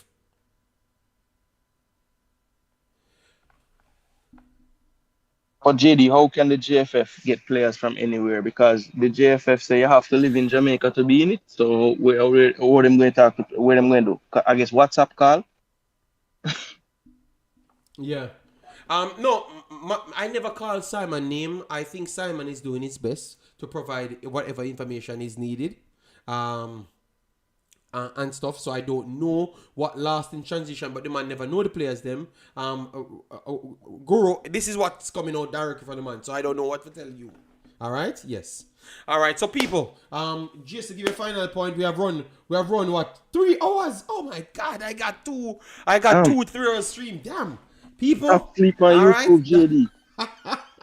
I am going off now because I have to watch Champions League, eat the food, and write up the things. Champions League, let's go. Yes. All right. Yes. So, final point. I think a lot of good points were made. I have to big up the panel today. I think everybody contributed something to the panel, so that is wonderful, right? And my last point is just this, simply. I think that we need to get out of this mindset that we are in some way superior to everybody else in football. The results don't show that. What we've been doing in football don't show that. Mm-hmm. So we need to exercise the right amount of humility when we're dealing with people, whether it's the coaches we bring in, whether it's the players we try to recruit. We need to put ourselves at the standard where we are, and that is a developing country in football. And in order to get somewhere, we're going to have to realize that maybe we don't have all the answers on the inside, and we're going to need the expertise and the education to come in to add on to what we can bring to the table. But it can't be a case where we're bringing in people and then trying to tell them how to do their jobs. And I think too many times in the past, that's what we have seen with this administration and whoever they decide to go into partnership with. And until we can get past that stage, JD, we could have bring in Pep, we could have bring in Mourinho, Klopp all together, and it still would have been an issue because we're going to be trying to tell these legends of the game how them should be doing their business. So we need to just get out of that. And until we do that, we're going to have these conversations too often. We just need to humble ourselves and just take the expertise that we're trying to bring in and use it for what it is, and that is to improve us. Damien Black, we can't. No. Damien Black. GS to them, they're on YouTube. Simon, sometimes on YouTube. And other YouTubers on YouTube, you know? Yes. So, these are long streams for me, but people I'm supporting the content and I'm trying to make sure we stay as accurate. I'm trying to clean up the fight with people and all that stuff there, but it's just because I'm passionate and I want Jamaica to damn do good. You know, that's all, you know. So sometimes you guys don't, I think I want Jamaica to do good more than others. But I realize that it's just because I don't go over the top with the sensationalism. You know, because I'm not Future. You understand me? Yes, and I'm not talking the Future. I am talking about the artist Future. Sensational. Yes, so, anyways. Determined it's gone? Okay, all right. So, people, we are going to end it right there. Hope you guys stay safe, stay alive until the next time. Fake news, Jason. No, please. Please, Guru, please, don't stop disrespect people. Guru, yes. Because even when we present the truth, you're going to say some lies. That have nothing to do with it, Guru. Come on, man. But we're being balanced some the other day. Even Travis come here the other day and be saying that I am doing good because him see me pointing out some local players that I think is good. You know? So I think you can't come with the narrative that we're fighting because the coach not picking local. The coach will pick more local players. No. You should have come back and tell us we're correct because I had said that the coach never had nothing to do with this actual selection, and the coach pretty much come out and tell you that he had nothing to do with the selection. The man literally say him for the fine players to make sure him let down the people and we're gonna turn up, brother. It look like him now follow up, you know. I don't think he's following up the argument, you know. Like he's not following up the conversation. The coach never have nothing to do with this, you know. But it is what it is, Guru. You'll never support what we're saying, even when the proof come out. You get me? So, Guru, you're gonna explain this now. Please leave your comment. You're gonna explain this now. This is a third coach in a row. You take a competition.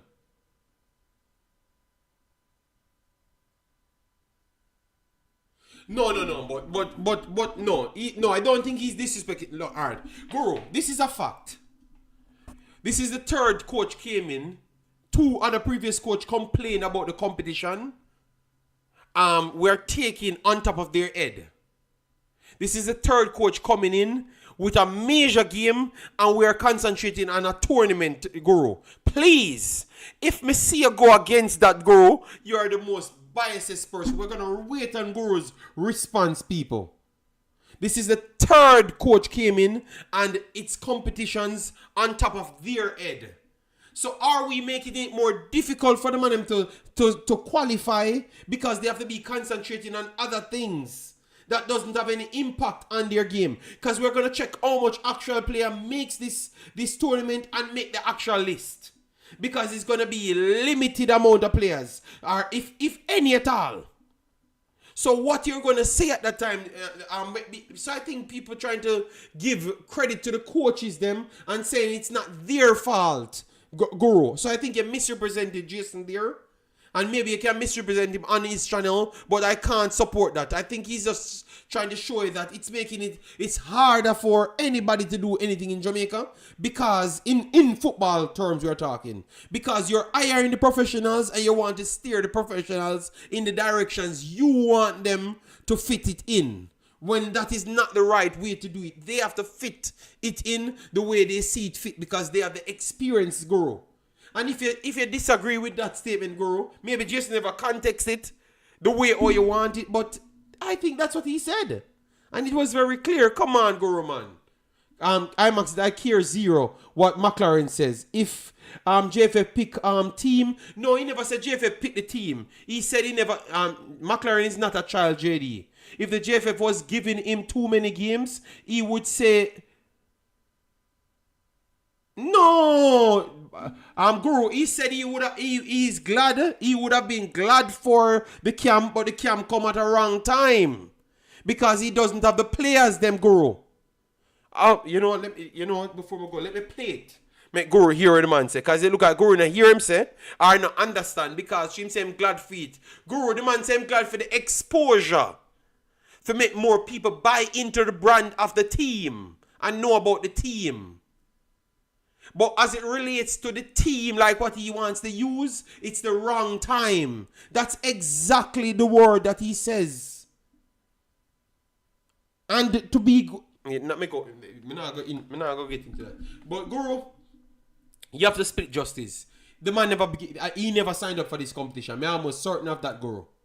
I'm almost certain of that. And me know in your heart, you know that is true as well. And this is the third coach consecutive we're giving competition that they never asked for. He's just a nicer person that's trying to get the best out of something. And I'm telling you, this is a distraction. Guru, this is a distraction. And it might come back to Aunt Jamaica big time. Big time. But after the fact, Guru them will talk different. But people click this. I am telling you that this competition that we are doing and spacing out players and taking away the focus from the coach, it's going to Aunt Jamaica big time, man. Believe me. And you're going to hear the coach speak the truth on it. You're... After the fact, because and it looks like he speaks Guru after the fact. Just watch. And Guru have to understand as well, we just talked about personalities and what I thought would be better for the situation. And it's clear to me that McLaren is a bit more diplomatic than the previous coach. So what he might say, you have to really listen keenly, because he may have a message in there that's not the outright message, but it's still there. Whereas the last coach, he would just tell you straight up. And even the last coach, there was a time when he was being more diplomatic. And I believe when he started to seek his other employment, you saw a difference in how he was speaking. He was way more direct. Yeah, but Jason, McLaren probably don't have the same situation. Guru said, source JD, I have listened to him more than you. I have never hear him say anything like that. The coach said he's happy for the camp. He said it repeatedly. I'm going to play the same clip now. Nothing outside. Things that we can prove now. I'm going to play the same clip. Listen to this, people. Listen to this. And he's going to explain everything. Yeah, I'm going to leave it after. But because he said he listened. So let me play it. So this is from the JFF. No, I'm playing it now. Jamaica senior men's national team, Coach Steve McLaren. Firstly, Coach, it is an exciting summer that lies ahead for Jamaica. How much are you looking forward to it with all the activity that we have? Yeah, I think the Unity Cup was mentioned a couple of months ago, and we've always been excited to bring Jamaica to the UK and to have a camp there. And it seemed the perfect opportunity to do that. It might come at a bad time, end of the season, Premier League is still underway, playoffs, etc., etc. But I'm looking forward to putting a Jamaica squad together that many supporters in the UK will look forward to getting close to, and be able to watch it at close hand. And we want to do some things in which I think it's important that we don't just connect with the supporters in Jamaica, but the diaspora around the world, and especially in the UK. All right. So Jason, are you still here? I don't know if Jason is still here. Yeah, man. I'm here. What did I say different from what the man just said just a while ago? First, he said, so you see, I am so disappointed in Guru. You have to listen to context. And then he went on to tell her that none of these players' specific location will be there. He said he's always happy to get a camp in England. But not about this camp. He never said this camp specific. Then he goes on to tell you that it came at a wrong time because it's end of season and players, the availability of players.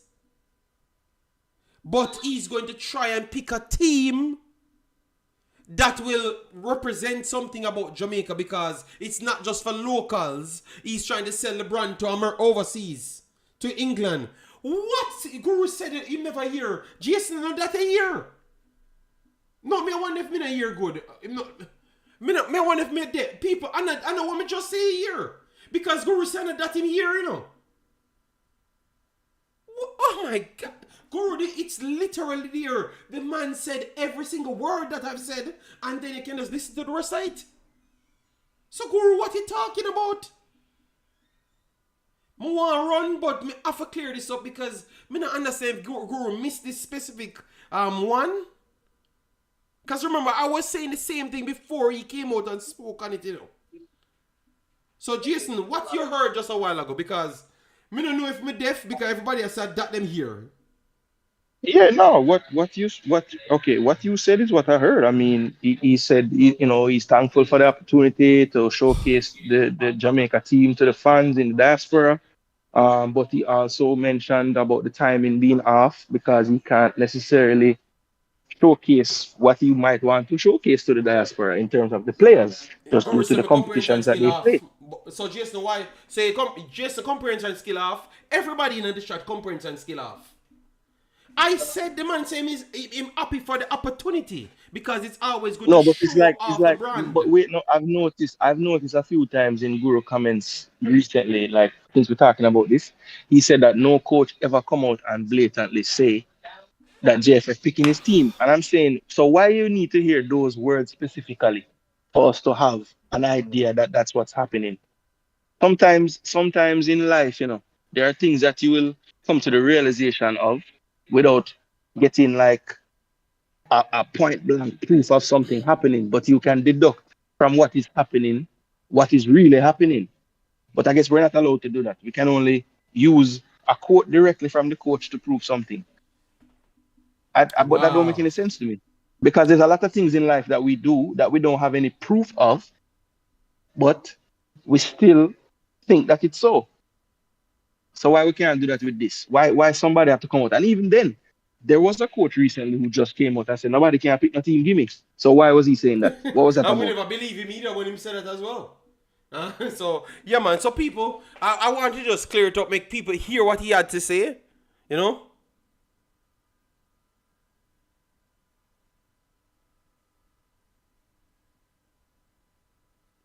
Or him changing more and say, Uno saying that McLaren was forced to take. No. We have said it was the JFF doing, and it's a next opportunity. It's a next tournament that was forced on the people them. Meaning that you, the man, literally said he would have wanted his best foot to put forward, but he's gonna make of what he can. So it's the same thing he's saying, Guru. He would have wanted to beat Ghana, beat it Trinidad with his best team. Come on, Guru, man. But Jason just explained, so I'm not going to even go over it. So thanks it again, people. Sorry about that. Guru, if you think that we can't comprehend properly, I am very sorry you're going to lose on this one. What people thinks. You know, if your own friends them would tell you that maybe JD them onto something. All Jamaica engagements are the JFF doing. Full stop. Okay? All right. Fair enough. All right, so thanks everyone for passing through. Take care of yourself and see you in the next one. Bye-bye.